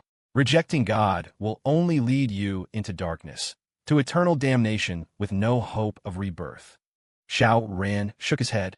Cults always thrived in the wake of natural disasters, their extremist doctrines finding fertile ground in the ensuing chaos. Was this extreme, whether normal? Obviously not. So, it had to be the gods venting their fury. Such explanations always found a receptive audience. Meanwhile, the people flanking him from both sides were drawing closer. They now held weapons like fruit knives and kitchen cleavers, tools they normally used for dismembering corpses and carving flesh, so they naturally kept them close at hand. These people rushed out from the shadows, lunging at Xiao Ran. Xiao Ran smirked coldly. A spatial gate opened first to his left, and a quick succession of bullets shot out. Then, another spatial gate opened to his right. With his spatial perception, he knew everything. There were 8 people in total, what they looked like, and the direction for which they were charging. He had a crystal-clear grasp of the situation. The 8 bullets, as if precision-guided, struck true, and the foreheads of all 8 assailants burst open. They collapsed in a heap, killed instantly. The others had no idea what had just happened. All they saw were 8 people charging at Xiao Ran, and then all 8 collapsing simultaneously. Hiss! What happened? Looking at the 8, each had a bloody hole in their forehead from which blood was gushing. Their eyes were wide open, a look of eternal shock frozen on their faces. Instantly, everyone gasped, a chill running down their spines as their bodies went cold. The middle-aged man was stunned. After a long moment, he stammered, "You're an emissary of the devil. Brothers and sisters, this man comes as an agent of the devil. Everyone, attack together. We must kill this devil's emissary, or the devil will find us and slaughter us all." He usually manipulated people with his devil theories, so upon hearing him, the crowd tensed up, their eyes once again fixed on Xiao Ran with murderous intent. Xiao Ran smiled faintly. Wrong. I'm not the devil's emissary. I am the devil." He casually pointed at one person. A bullet shot out silently. Thwack! Blood blossomed. Ark! A scream rang out. Xiao Ran's expression soured. The bullet hadn't been a headshot. It had hit the person's ear. It couldn't be helped. The distance was a bit too far, affecting his aim. A bit embarrassing, especially after I declared die, he thought. However, the people opposite him were scared witless. From over 10 meters away, with just a point of his finger, Xiao Ran had mangled the man's ear. Hiss! This was too terrifying. Just as Xiao Ran had said, he wasn't an emissary of the devil. He was the devil himself. Immediately, some people dropped to their knees and began kowtowing to Xiao Ran. "Lord Devil, I am willing to submit to you. Please spare my life." These people were clearly opportunists, with no real faith to speak of. Xiao Ran said calmly, "Those who submit to me, walk towards me. I myself will lead you into my kingdom." What did he mean? The kneeling people hesitated for a moment, then slowly rose and began to walk hesitantly toward Xiao Ran. After a few steps, suddenly, someone vanished. They disappeared into thin air, without the slightest trace or hint of anything unusual. Instantly, the others stopped in their tracks. Xiao Ran smiled faintly. Why are you just standing there? Don't you want to come with me? Only then did the others realize. So, the person who disappeared had truly entered Xiao Ran's kingdom. No matter how bad it might be there, it has to be better than this place, right? Thinking this, someone stepped forward and instantly vanished. This gave many others courage, and they too began to move forward. Whoosh, whoosh, whoosh, one person after another disappeared. However, there were always some who had different ideas. Not only did they not continue forward, but they actually began to retreat. After a few minutes, no one else was walking forward. Xiao Ran glanced around. There were still over 30 people who, instead of advancing, had retreated. Devil! Devil! The middle-aged man from before shouted frantically. He even somehow produced a crucifix and brandished it at Xiao Ran, as if to ward him off with it. I command you, stand down immediately. Xiao Ran sneered, forming his right hand into a gun shape and aiming at the middle-aged man. P5.I, he said. A bullet shot out silently. Then, an arg of pain was heard. The middle-aged man clutched his neck, stumbling backward, but blood kept gushing from between his fingers like water from a leaky pipe. Xiao Ran's lip twitched. He'd still been aiming for a headshot, but he'd missed again. His damn aim. Outside the range of his spatial perception, his accuracy plummeted. But the middle-aged man's horrific state terrified the onlookers to the point where their souls almost left their bodies. Making a gun with his hand, and it could actually shoot bullets. Devil. He was definitely the devil. My lord, please spare me. Take me to your paradise. I'm willing to offer you my soul. They all cried out hysterically. The women were even more frenzied, tearing off their clothes and throwing themselves onto the makeshift beds on the ground, crying out, Devil, take me. I'm willing to bear your demon spawn and help you rule this world. The middle-aged man from before had already sunk weakly to his knees, his eyes growing dimmer and dimmer. Thump! He collapsed, but no one spared him a second glance. Everyone was staring at Xiao Ran with fanatical eyes. So what if he was the devil?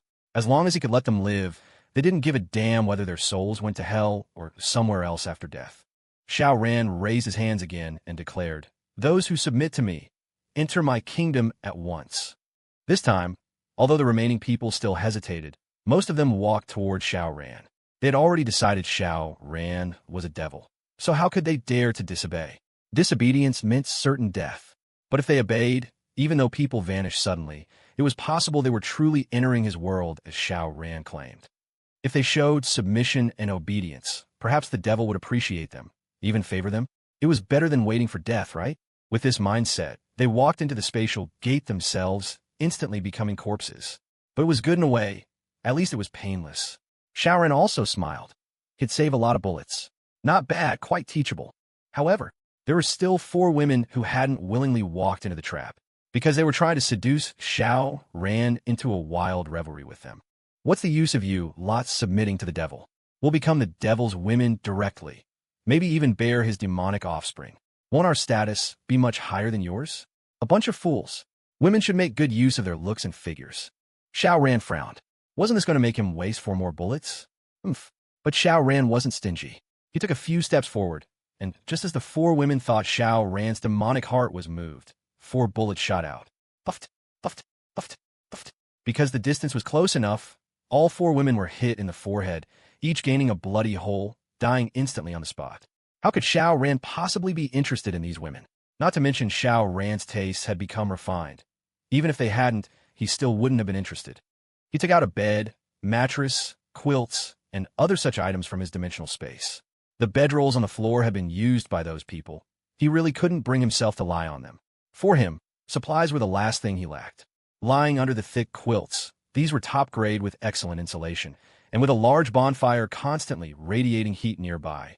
Even in such extremely cold weather, Xiao Ran actually sweated profusely in his sleep and woke up in the middle of the night from the heat. He even had a nightmare, dreaming of burly men all over him, which made him jump in fright. When he woke up, he realized it was just too many quilts, too heavy, as if someone was pressing down on him. Oh well. He removed 2 quilts and went back to sleep. This time, he slept soundly until just after 6. He didn't go back to sleep, but instead took out the weapons he had just acquired and started firing them. 2 hours later, his dimensional space was once again filled with a large quantity of bullets, mostly from heavy machine guns. Time was limited, so Xiao Ran naturally collected the most powerful ones. Of course, there were also RPGs, handheld rocket launchers.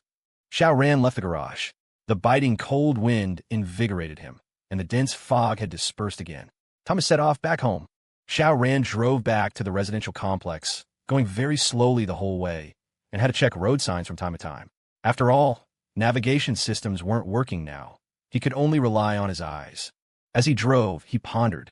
That residential complex yesterday had about 5,000 people, right? But there wasn't a single Esper. What did that mean?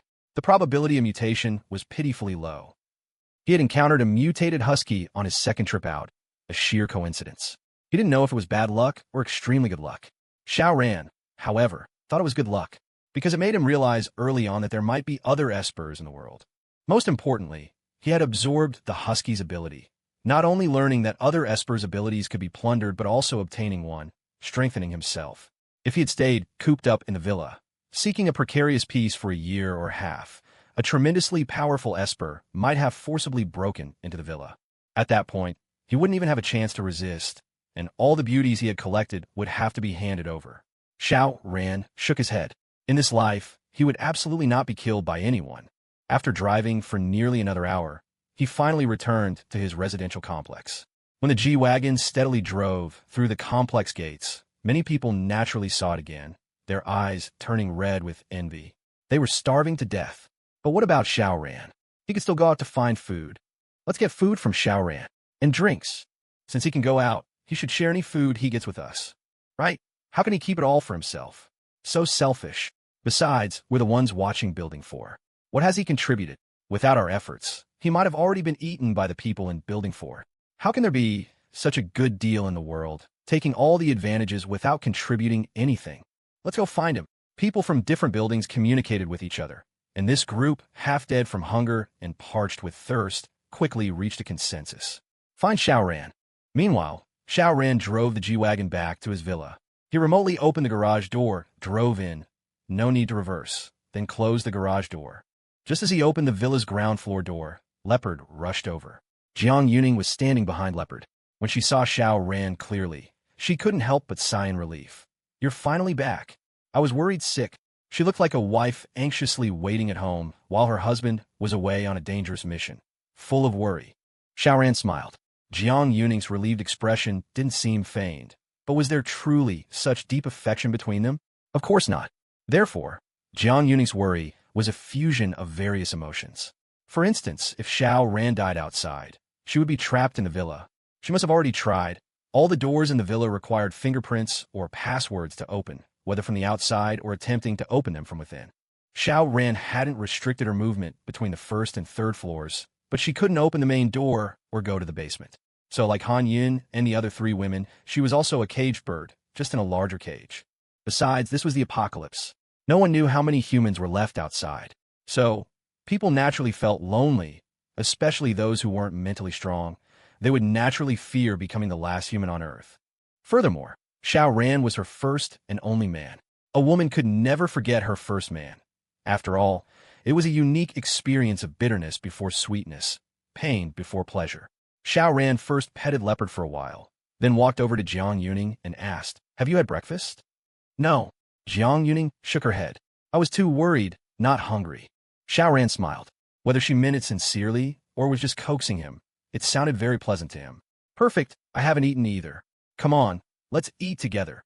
Xiao Ran laid out a sumptuous breakfast, like a hotel buffet, where you could take whatever you wanted. Jiang Yuning ate until her flat stomach bulged. He'd been indulging himself until noon. Xiao Ran sighed.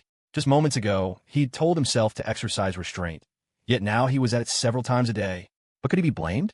It must be from absorbing those special abilities. Not only did they strengthen my body and superpowers, but they even left me with an overabundance of energy. Maybe it'll settle down after a while. Yes, that must be it. How could I possibly be someone who overindulges? Just as Xiao Ran was mulling this over, the security monitor beeped. Since he was already in the basement, Xiao Ran walked right over to check. Damn, so many people. Xiao Ran saw that the passageway was crammed with people. Not only that, but there were even more outside the passage. Had all the survivors in the entire residential complex shown up? Except for those from Building 4. "Xiao Ran, we know you're in there. Come out and talk to us." Stop hiding like a coward. These people clamored, their courage fueled by the umbrellas they held or the raincoats they wore. Previously, Xiao Ran had killed dozens of them, his methods clearly being dousing or spraying them with poisonous water and poisoning food. So, now that they had protection against being drenched, and as long as they didn't eat any food Xiao Ran gave them, did they still need to fear him? Some claimed Xiao Ran also had a gun, but this was unconfirmed, and most people didn't believe it. This was China. Where would you even get a gun? If it weren't for the fact that Xiao Ran's villa was virtually impregnable by manpower, they wouldn't be wasting their breath here. They would have smashed it open and engaged in some $0 shopping already. Xiao Ran turned on the microphone and said calmly, "What do you want to talk to me about?" Seeing that Xiao Ran wasn't coming out, the crowd, though furious, was helpless. If they could break into the villa, would they still be shouting out here? So, with Xiao Ran refusing to emerge, all they could do was bark uselessly. An old man stepped forward, addressing the security camera at the door. "Little Xiao, I'm Director Wu from the sub-district office. You must believe that this disaster will eventually pass. So, if you stand by and watch people die now, you will be held accountable after the disaster." Starting right off with grand accusations and fear-mongering. Xiao Ran, naturally, couldn't care less. The disaster would pass? Yes, it would, but definitely not in a year or two. It would take decades, centuries, or even longer. Just consider the contaminated water. How long would it take for nature to purify that? Not to mention this abnormal cold. Once an ice age truly set in, how could it end quickly? So, even if humanity managed to survive this crisis, they would ultimately exist as small communities, perhaps even individual families like primitive tribes. So, hundreds or thousands of years from now, when spring finally bloomed again, you're talking to me about post-disaster accountability? What a joke. Xiao Ran remained unfazed, thinking it might be amusing to play along with these people. "So, Director Wu, what do you want me to do?" Hearing this, Director Wu couldn't help a smug look from spreading across his face. "See, ordinary people are so easily intimidated by an official like me. I've barely started, and he's already scared." He cleared his throat and said, "After careful research and discussion, we've come up with two options for you. First, you go out every day to find supplies. Bring them back and hand them over to us from the sub-district office, and we will distribute them to everyone according to need. Of course, your efforts won't be in vain. When the disaster is over, you'll be hailed as the primary contributor, and we will report your deeds truthfully to the state. Second, considering it's hard for you to do it all alone, you can share that vehicle of yours. Everyone can take turns going out for supplies. In that case, although your contribution will be slightly smaller, you'll still be the main hero. Which do you choose?" Xiao Ran let out a laugh. How could these people be so shameless? He said lightly, "I choose the third option." Director Wu was dumbfounded. He had only offered two, which is, "You all can keep shouting, and I'll keep doing my own thing." Xiao Ran's voice drifted out, followed by the light, tinkling laughter of women. Not just one, but several. The crowd couldn't help but think of Han Yun. She was the renowned beauty of the complex. In normal times, when she came and went, countless men had lusted after her in their fantasies. At night, she was the dream goddess for many, and only in their dreams could they even imagine getting close to her. Yet, such a top-tier woman was now in Xiao Ran's villa, completely at this kid's mercy. Imagining the scene, these men felt a perverse mix of awe and envy. Scumbag and harlot, they could only curse inwardly, gritting their teeth in jealousy. Why wasn't he the one in there? Director Wu's face turned livid. He boomed, "Comrade Little Xiao, don't think we can't deal with you. We just don't want to take things too far.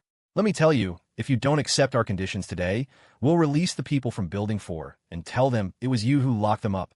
Ha ha. Once those beasts who even dare to eat human flesh set their sights on you, do you think you'll see another peaceful day? Not unless you never leave this villa again." Xiao Ran himself was taken aback. "Let the people from Building 4 out? Are you guys completely insane? You do realize my villa is impossible for ordinary people to breach. So, even if the folks from Building 4 believe I sealed their building, which admittedly is true, if they can't break into the villa, do you think they'll just twiddle their thumbs? You lot are the ones who'll be in deep trouble." So short-sighted. Was Xiao Ran afraid? What was there to be afraid of? In a head-on fight, everyone in the entire residential complex combined wouldn't be his match. And even against attacks from behind, Xiao Ran now possessed a degree of defensive capability. Spatial awareness. He certainly wasn't going to be manipulated by a few words from Director Wu. He scoffed. "If you're not afraid of being devoured by the Building 4 folks first, then go right ahead and let them out. I've got my villa for protection. They can't get in anyway. If you're foolish enough to release the tiger back into the mountains, then suit yourselves. With that, he switched off the microphone and also muted any incoming sound from outside. Han Yun and the other 3 women watched him, a trace of worry in their expressions. After all, Building 4's previous actions had been utterly terrifying. They had killed or abducted most of the people in their building, behaving no differently than wild beasts. Xiao Ran, in contrast, though he could be ruthless, always operated on the principle of if you don't mess with me, I won't bother with you. Unlike Building 4, it didn't matter if you left them alone, they'd still target you. How did the world turn into this? It's only been 22 days since the apocalypse began. They all sighed, deeply moved and filled with sorrow. Xiao Ran, however, wasted no time. That afternoon, he drove out again. This time, he headed straight for the Sioux University Xiamen campus. Along the way, he cleared roadblocks. He hadn't wanted to reveal his spatial abilities when traveling with Su Qingmei, so he was making this trip first. But this trip wasn't for nothing. Whenever he passed gas stations or supermarkets, he would stop and indulge in some zero-cost shopping. The feeling of not needing money was truly exhilarating. The food situation, however, was a bit grim. It was all retrieved from temperatures dozens of degrees below freezing. Just thawing it would take a considerable amount of time, and the taste of food after being frozen and reheated would undoubtedly be terrible. Still, it could at least fill their stomachs. When even finding a meal was a challenge, who could afford to be picky? This food can be used for bounties, he thought, to avoid wasting my good reserves. Xiao Ran specifically sorted these frozen foods together in his alternate dimension. He would absolutely not eat them himself. After driving all the way to the entrance of Sioux University's Xiamen campus, Xiao Ran finally turned back. Just as the car rounded a bend and was about to disappear from view, a young man abruptly appeared. The temperature was clearly extremely low, yet the man was dressed only in autumn attire, not looking bulky at all. He gazed ahead with some confusion, muttering, "Was that a car?" But on such slick ground, even walking was incredibly difficult. How could a car possibly maintain balance? It should have crashed within minutes. The young man shook his head and turned into the Sioux University campus, a large bag slung over his back. Today, Xiao Ran made it back to the complex before the fog thickened again. Clang, clang, clang. Someone started beating a gong. Instantly, a tide of people surged from the unit doors of the buildings in front, rapidly converging on the main gate. They were all armed with clubs, some wielding hammers, their expressions menacing. Are they planning to smash my car? Xiao Ran's eyes turned cold, and he slammed the accelerator to the floor. Roar! The G-Wagon had been modified. Its engine was incredibly potent and immediately roared to life, charging forward. Seeing the steel behemoth hurtling towards them, how could the people blocking the way dare to stand their ground? They scrambled to get out of the way. Too late. Hood, hood, hood. Several people were instantly flung into the air like rag dolls, and the sickening crunch of breaking bones could be heard. Then, they slammed back to the ground. Some fainted instantly, others coughed up mouthfuls of blood. Regardless, being struck by a car in this brutal environment meant only one outcome: death. You think there are doctors to treat you now? The G-Wagon shot forward, then abruptly stopped, reversed, accelerated, and charged back into the crowd. This time, everyone was wailing in terror. Hood, hood, hood. A few more were sent flying, but others seized the momentary opportunity to bring their clubs and hammers down on the vehicle. Xiao Ran, however, merely sneered as dozens of bullets silently lanced out. Instantly, another large swath of the crowd collapsed. Even though the car was modified and its defenses significantly enhanced, Xiao Ran was still unwilling to let it sustain damage. What if? The G-Wagon rampaged through the crowd, and combined with the bullets from his alternate dimension, people fell in swathes. The others didn't realize that most were actually killed by bullets. They assumed everyone had been hit by the car. In such chaos, who would pay attention to how others died? They screamed and cried, scrambling towards the buildings, cursing that they hadn't been born with more legs. But the ground outside was so slick, the faster they ran, the greater their chance of slipping. And once they fell, if their exposed skins scraped against the ice, the excruciating pain would make them howl. A few minutes later, the survivors had all fled into the buildings. Looking outside, perhaps over 100 bodies littered the ground. Xiao Ran deliberately revved the engine, its thunderous roar sounding like a declaration, before the G-Wagon slowly advanced and returned to his villa. And the survivors? They trembled uncontrollably. In their eyes, Xiao Ran was even more ferocious than the gang from Building 4. Because Building 4 was a group, but Xiao Ran, he was just one person. For one individual to possess such lethal and destructive power. If there were a group of people like him, the thought was terrifying. What do we do? Everyone was at a loss. Threats? Xiao Ran ignored them. Blocking his path? Xiao Ran had maniacally mowed them down. They were truly out of options. Let the people from Building 4 out. Let them and Xiao Ran tear each other apart like dogs. Director Wu gritted his teeth. Just moments ago, his son-in-law had been run over and killed by Xiao Ran. How could he not hate him? But the people from Building 4 are no good either, someone worriedly interjected. Then do you want to starve to death like this? Director Wu retorted coldly. If we let the people from Building 4 fight Xiao Ran, dog eat dog, we still have a slim chance of survival. Otherwise, we can only wait to die. Go! So this group of people wrapped in thick quilts went to Building 4. We can let you out, but you need to agree to a few conditions. Director Wu shouted through a megaphone. A window slid open, and Liu Yang's face appeared, a chilling smile spreading across it. Oh, do tell. The two sides jabbered for a while, and after some intense haggling, they finally reached an agreement. Then, the people outside began to fill in the pits. Previously, to prevent people from Building 4 from jumping out of the windows, they had dug deep pits under each window, filled with sharp objects.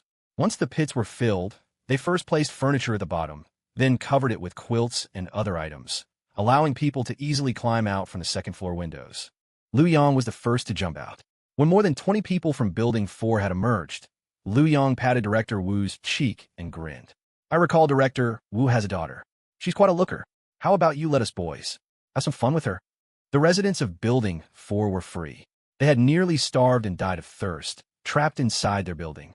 Already in a desperate situation, they had even resorted to cannibalism. After this latest ordeal, would they have any sympathy left? None. And so, the other residents in the complex were doomed.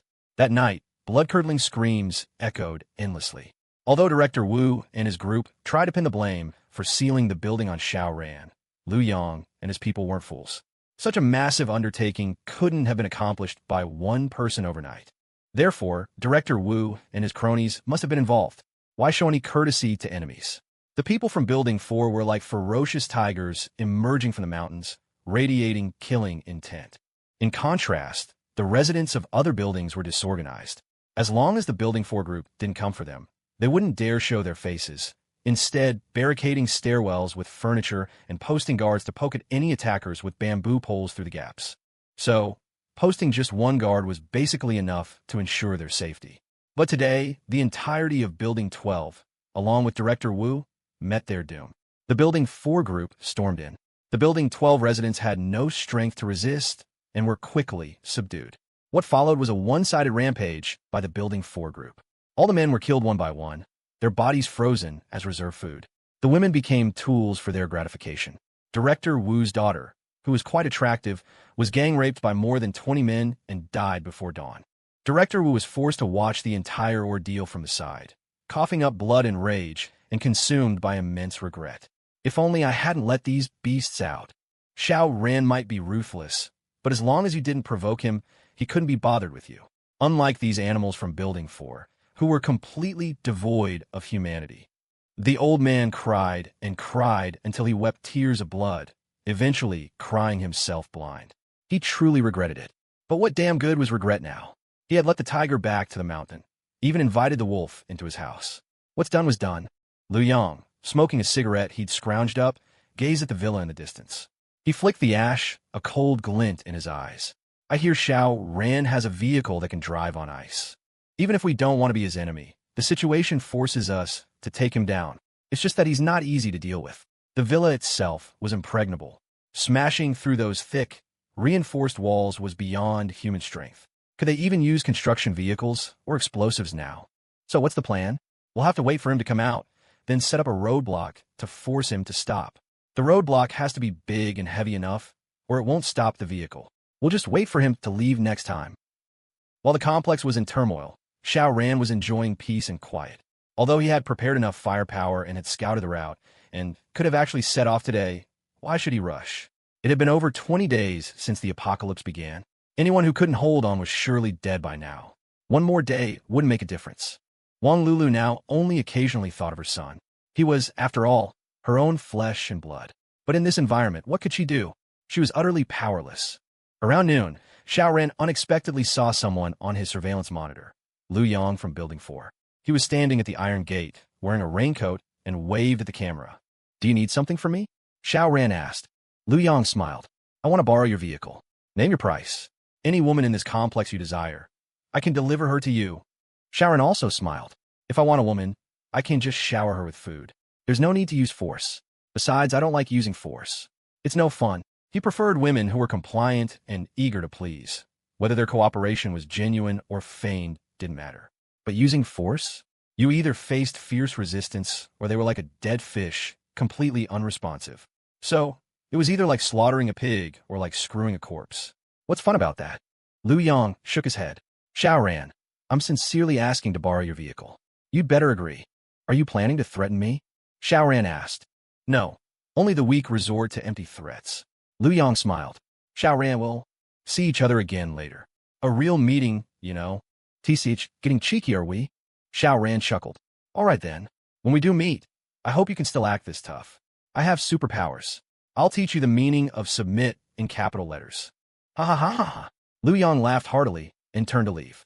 The negotiation had failed. His eyes were icy. If Xiao Ran had agreed to lend the vehicle, that would have been for the best. He didn't actually want to fall out with Xiao Ran. After all, too many people had died at Xiao Ran's hands. Although it always seemed to be through various coincidences, never apparently due to Xiao Ran's own formidable strength, it didn't stop Liu Yang from being wary of him. A pity, truly a pity. But he had to get Xiao Ran's vehicle. Otherwise, they would still be trapped and die in the complex. Xiao Ran didn't pay Liu Yang any mind.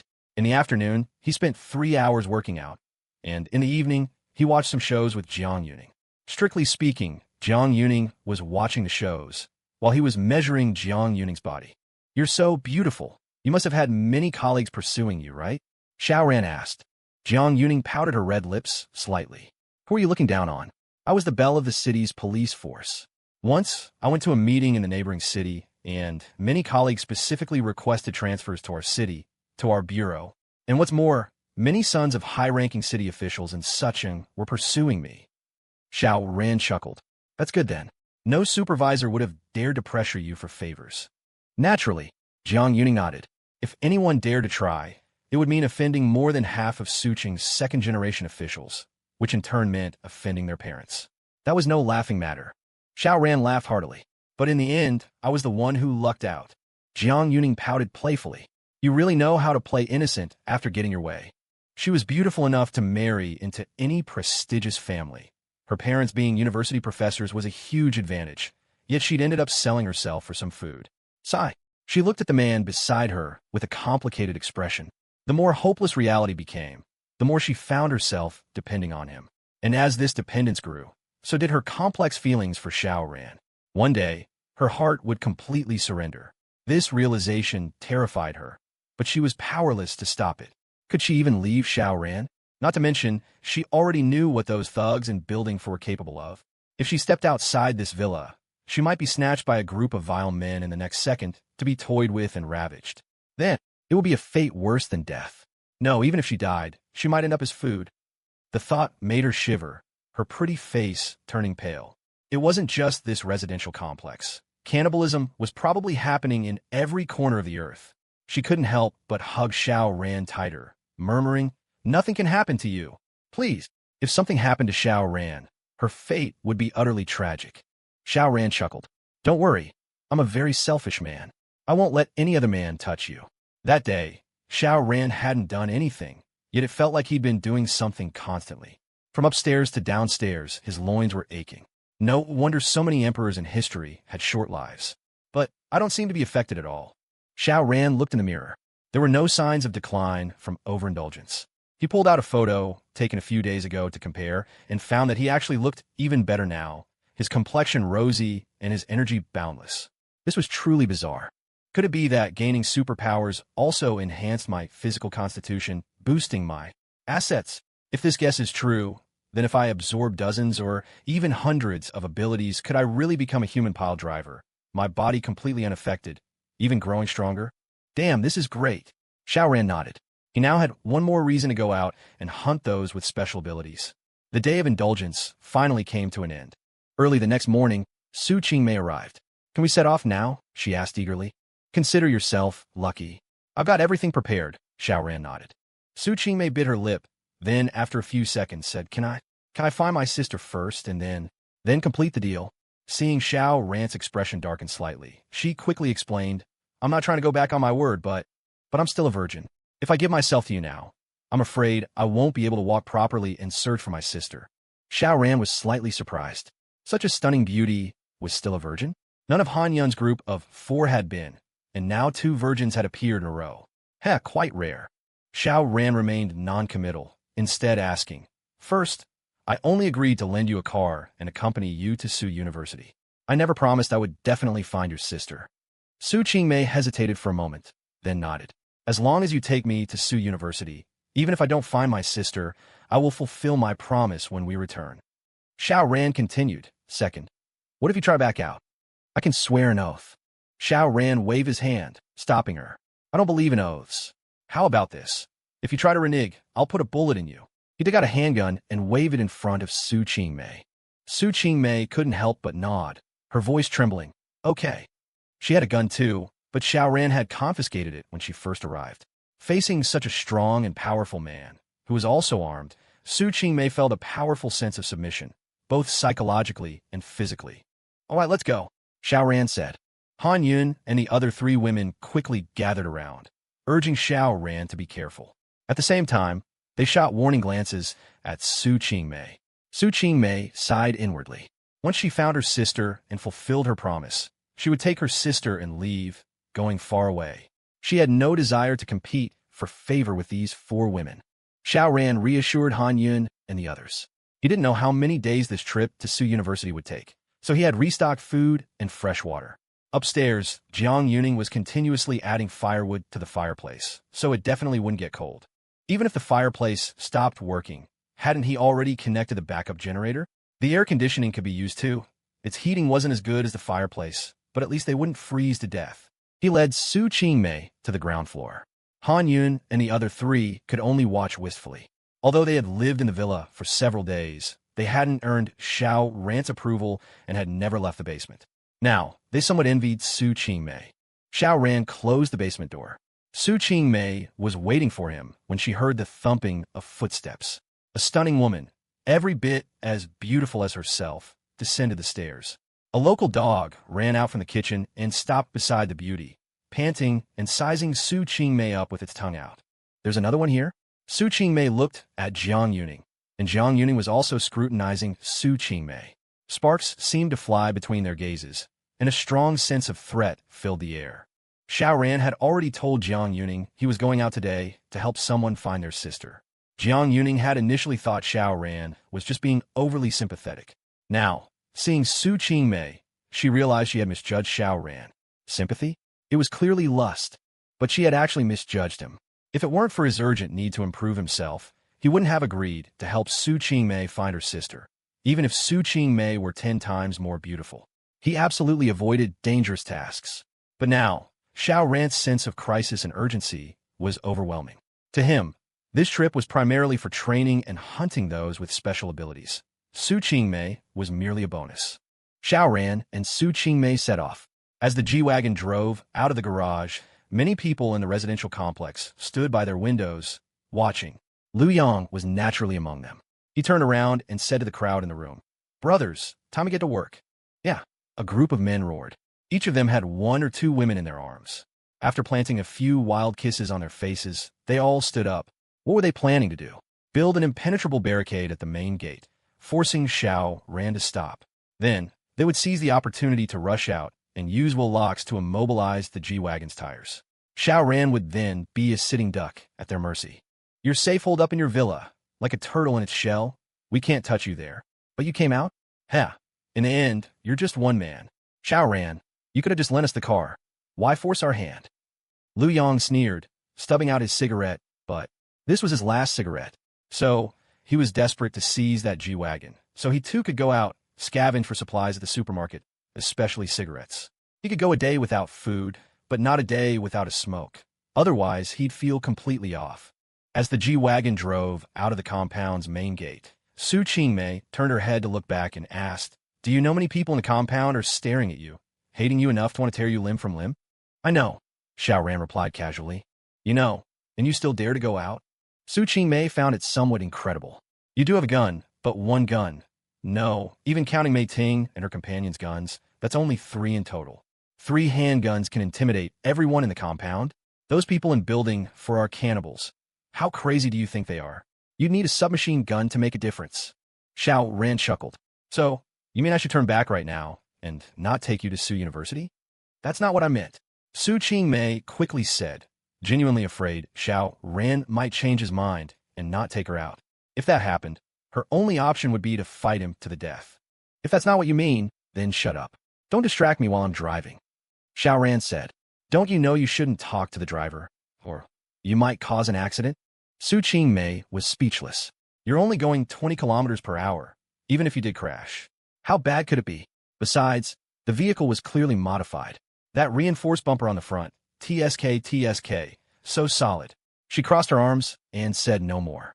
However, seeing Xiao Ran unafraid of danger and determined to keep his promise, Su Qingmei still felt a little touched. If she knew that Xiao Ran was actually proactively looking to get out and train, wanted to find other superpowered individuals and mutated beasts, and that she was merely an afterthought, one wonders if her current feeling of being touched would turn into a blaze of anger. What, was she not pretty enough, or was her figure not good enough, that she held no charm for him whatsoever and was just a tag-along? With Xiao Ran driving carefully, they arrived at Su University's Xiamen campus after a half-hour journey. It was actually called Su University's East Campus, but a moat divided the East Campus into 2 separate areas. The so-called Xiamen campus was to the east of the moat. Because Xiao Ran had cleared the road the day before, they had an unobstructed journey. Su Qingmei found it strange. Although there were many abandoned cars on the road, some crashed, some just parked haphazardly, there was somehow a clear path for their vehicle to pass through. It was as if someone had cleared it beforehand. She wasn't stupid. She couldn't help but look at Xiao Ran. "You said you needed 3 days to prepare. Could it be that you spent the first 2 days clearing the road?" "No, impossible. How could one person clear the road? Even if you used the G-Wagon to push aside all the blocking cars, how long would it take to clear a road about 10 kilometers long? Definitely not something that could be done in 1 or 2 days. Could it be that someone else had driven here before, and they were the ones who cleared it?"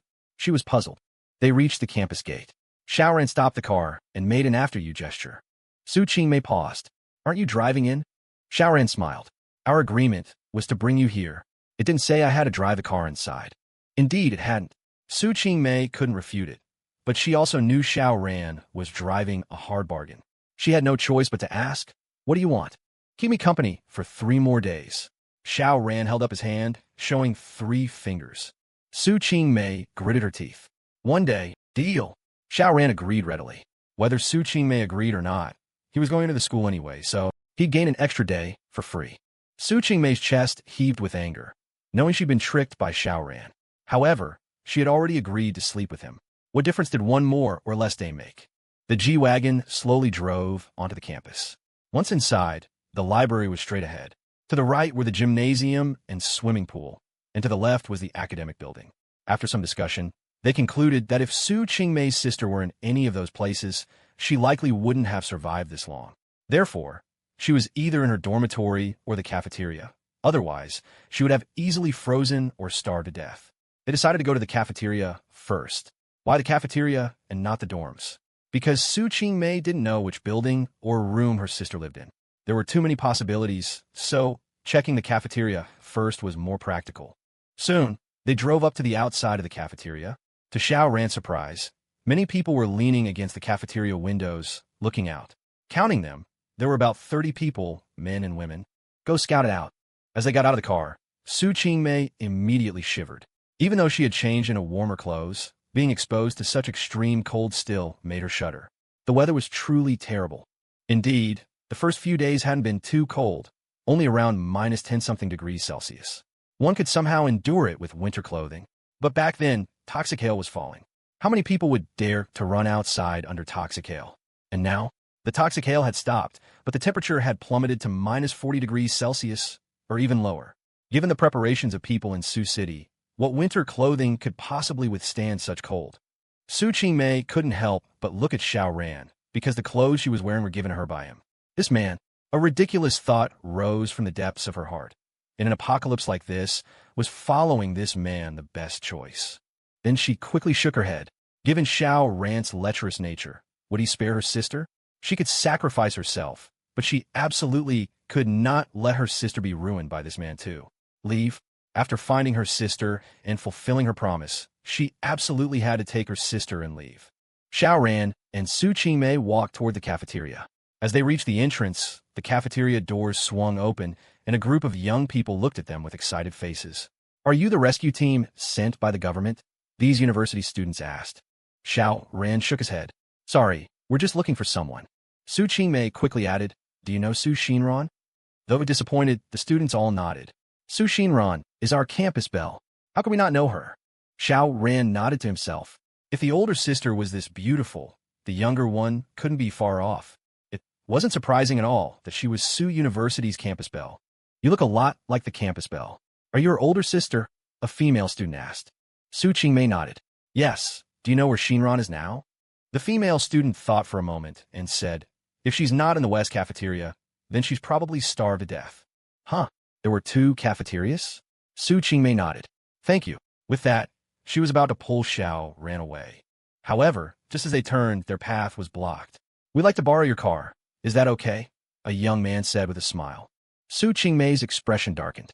Was this borrowing? That car outside was crucial for finding her sister, and she needed it to get her sister out of here. So, how could she possibly lend it? Besides, the car wasn't even hers. "No," Xiao Ran said, shaking his head lightly. The young man's face fell. "Hey, buddy, take a look at the situation. People are starving to death, and you're just going to stand by and watch." Xiao Ran chuckled. "We're strangers. Am I obligated to care if you live or die?" These words angered all the students, and they all stepped forward. Su Qingmei might have been a weak girl before, but a few years in prison had turned her into a female warrior.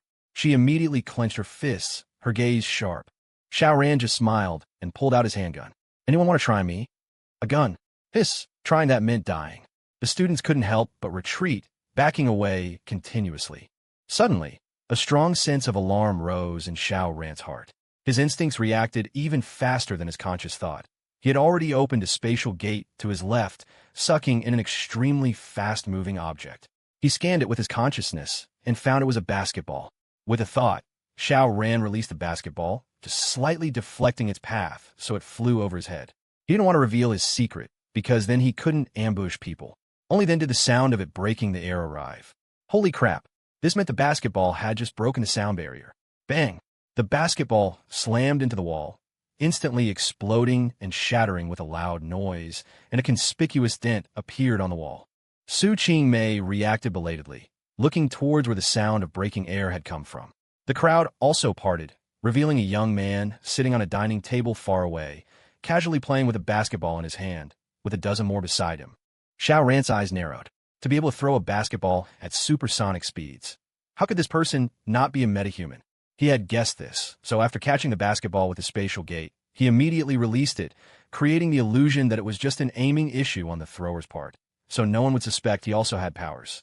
Feign weakness to the enemy, then unleash full power and kill the opponent. He had to ensure he could eliminate the opponent without getting hurt himself. So what if he played it cunningly? "Haha, that's a warning from our big bro Yang," a young man said smugly. "Our big bro Yang is a superpowered individual. He can throw objects at supersonic speeds. Think about it. A bullet is so small, but imagine the terrifying destructive power it has at supersonic speed. So what about other things many times heavier than a bullet? Big bro Yang." Xiao Ran looked at the young man sitting on the dining table. "And you are?" The distance was too great, severely affecting his aim. And if he used an explosive round, not to mention that if he blew the opponent to smithereens, he probably wouldn't be able to absorb their powers.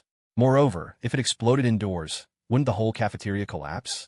He'd be buried alive too. He needed a better opportunity to strike. "Yang Wenqi." It was the same young man who shouted, "Now you know how formidable our big bro Yang is. I'm asking you, are you lending the car or not?" Bang! Without even glancing at him, Xiao Ran directly raised his gun and fired. With a gunshot, a wisp of smoke rose, and the young man fell to the ground. Xiao Ran blew on the barrel of his gun and looked at the horrified students who were backing away all around. He smiled. "I hate being threatened more than anything." Swoosh! But just then, Yang Wenqi in the distance suddenly threw again, and another basketball came hurtling over. The ball arrived, but silently, because it had exceeded the speed of sound. Unfortunately for him, Xiao Ran was already prepared. His spatial gate was already open right next to his body. As the basketball hurtled over, it was confiscated into an alternate dimension, then shot out diagonally from above his head, striking another young man right in the face. Pow! The young man's face was instantly turned into a bloody mess, and the sound of bones shattering followed. The bones in his face were shattered by the immense impact, and his brain was turned to mush, spraying out from his ruined face. Only then did he collapse heavily. Hiss! Yang Wenqi's move was truly terrifying. Each attack was no less than the impact of a heavy artillery shell. But how had he missed the target both times he attacked? The first time could be said to be Yang Wenqi's intention to threaten. But what about the second time? Xiao Ran had even killed one of their own. Yang Wenqi would surely be serious. But not only did he miss the second time, he even killed one of his own men by mistake. What on earth was going on? In the distance, Yang Wenqi finally frowned. Strange. Ever since he gained his powers, not only had his arm strength increased immensely, but his accuracy was also exceptionally good. Within 100 meters, he could hit whatever he aimed at, with no margin for error. But both his throws just now had missed their mark. Though not by much, this was too abnormal. He didn't realize Xiao Ran was also a metahuman. He just felt something was odd and was surprised. Xiao Ran smiled faintly and walked towards Yang Wenqi. Yang Wenqi quickly attacked again. Whoosh, whoosh, whoosh. Basketballs tore through the air one after another, the whistling sound only arriving afterwards. But each one just grazed past Xiao Ran's body and then hit a student. Coincidentally, all of them were male students. After a few times, everyone felt something was wrong. How had Yang Wenqi suddenly become a master of near misses? Moreover, he only grazed Xiao Ran, but against his own people, his aim was perfect, hitting them every time. And all those hit were male students. Too bizarre. Xiao Ran walked, then stopped, walked, then stopped. He stopped when he was intercepting the basketballs. Although it was difficult for him to track the basketball's trajectory, he just needed to watch Yang Wenqi's movements. The moment Yang Wenqi flicked his wrist, the attack would come. He would stop and open his spatial gate. It was that simple. At this point, he was only 8 meters away from Yang Wenqi. Yang Wenqi broke out in a cold sweat. Xiao Ran. There was definitely something wrong with him, something seriously wrong. A superhuman. The thought struck him instantly. He had to be. But what kind of power was this? Deflecting attacks? Doesn't that make this guy practically invincible? How can anyone fight him? The urge to retreat hit Yang Wenqi hard. But it was freezing outside. They'd managed to run here from the dorms. But could they possibly make it back now? They'd freeze to death. Guess it was time to go all out. Yang Wenqi roared, snatching up the basketballs beside him and hurling them one by one. But what good did it do? Actually, it did something. With every ball he threw, another boy collapsed. By now, Xiao Ran wasn't even bothering to feign innocence or calculate trajectories. They all saw it. The basketballs would fly straight, only to swerve anomalously just as they were about to hit Xiao Ran. Twek, twek, twek. As more boys fell, the remaining students, terrified, scattered in a panic. But even as they fled, they were struck in the back of the head, meeting a bitter end on the spot. Yang Wenqi was drenched in cold sweat. Was Xiao Ran's power really to deflect attacks? An ability like that made him unkillable, and he even had a gun. How can anyone block or dodge bullets? For a moment, Yang Wenqi was frantic, sweat pouring down his face. After the cataclysm, despite the harsh conditions, his own superpower had made him the undisputed leader of this group. Everyone flattered him, curried his favor. He always ate first, and only he got to eat his fill. So, he didn't particularly hate this disaster. Besides, there were students still on campus. The erosion of their morals had been slow. They'd clung to a baseline decency, and serious bullying hadn't really taken root. They all believed the cataclysm would eventually pass, that the government would send rescuers. If they committed atrocities now, wouldn't they be dealt with later? But as food dwindled, some of the girls had started, subtly or not so subtly, to approach him, dropping hints. What did they mean? Obviously, they were offering their bodies in exchange for his permission to get more food, to avoid starvation. Yang Wenqi himself had toyed with the idea of killing the other boys and keeping only the girls. But it had remained just a thought, nothing he'd acted on. And now, his leadership was crumbling, his very life in danger. He was consumed by regret. If he'd known it would come to this, he should have thrown caution to the wind and indulged himself long ago. At least then, if he died now, he would have died satisfied. I surrender. Yang Wenqi yelled, throwing his hands up. When it came to his own life, what wasn't he willing to give up? Besides, he was a superhuman too. Even as Xiao Ran's lackey, surely he'd still get to enjoy some perks? Kneel, Xiao Ran said flatly. A flicker of struggle crossed Yang Wenqi's face, but he slowly sank to his knees. Very good, Xiao Ran said. From now on, you're my dog. If I tell you to go east, you don't go west. He holstered his gun, took a few steps closer, and reached out to place his hand on Yang Wenqi's head. If Xiao Ran had still been holding the gun, Yang Wenqi would never have let him get this close, let alone touch his head. But now, a wave of relief washed over him. He thought Xiao Ran genuinely meant to take him on as a follower, so he obediently let Xiao Ran's hand rest on his head. It was humiliating, yes, but at least his life was spared.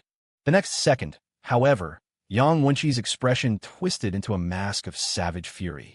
But no sound escaped him. His throat had been shredded by at least a dozen bullets. Yang Wenqi was finished.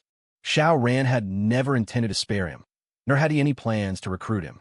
Putting the gun away was a deliberate ploy to get close enough for the kill, and to conduct an experiment. What experiment? To see if he could directly absorb a superhuman's ability while they were still alive. The answer, it turned out, was no. The instant Yang Wenqi died, a warm current flowed into Xiao Ran's palm, surging through his entire body. It felt like some change was brewing, yet at the same time like nothing at all. But then, Xiao Ran felt a fire ignite in his lower abdomen, so intense it made his eyes flush red. He couldn't stop himself from looking at the girls, a predatory grin spreading across his lips. Damn it, these powers definitely had a side effect. A potent aphrodisiac. Why else would he become so intensely aroused both times he'd absorb an ability? And this time, it was even stronger, almost uncontrollable. All of you over here, he commanded, his voice deep. The students, however, just trembled, too scared to move. True, Xiao Ran had only directly killed Yang Wenqi.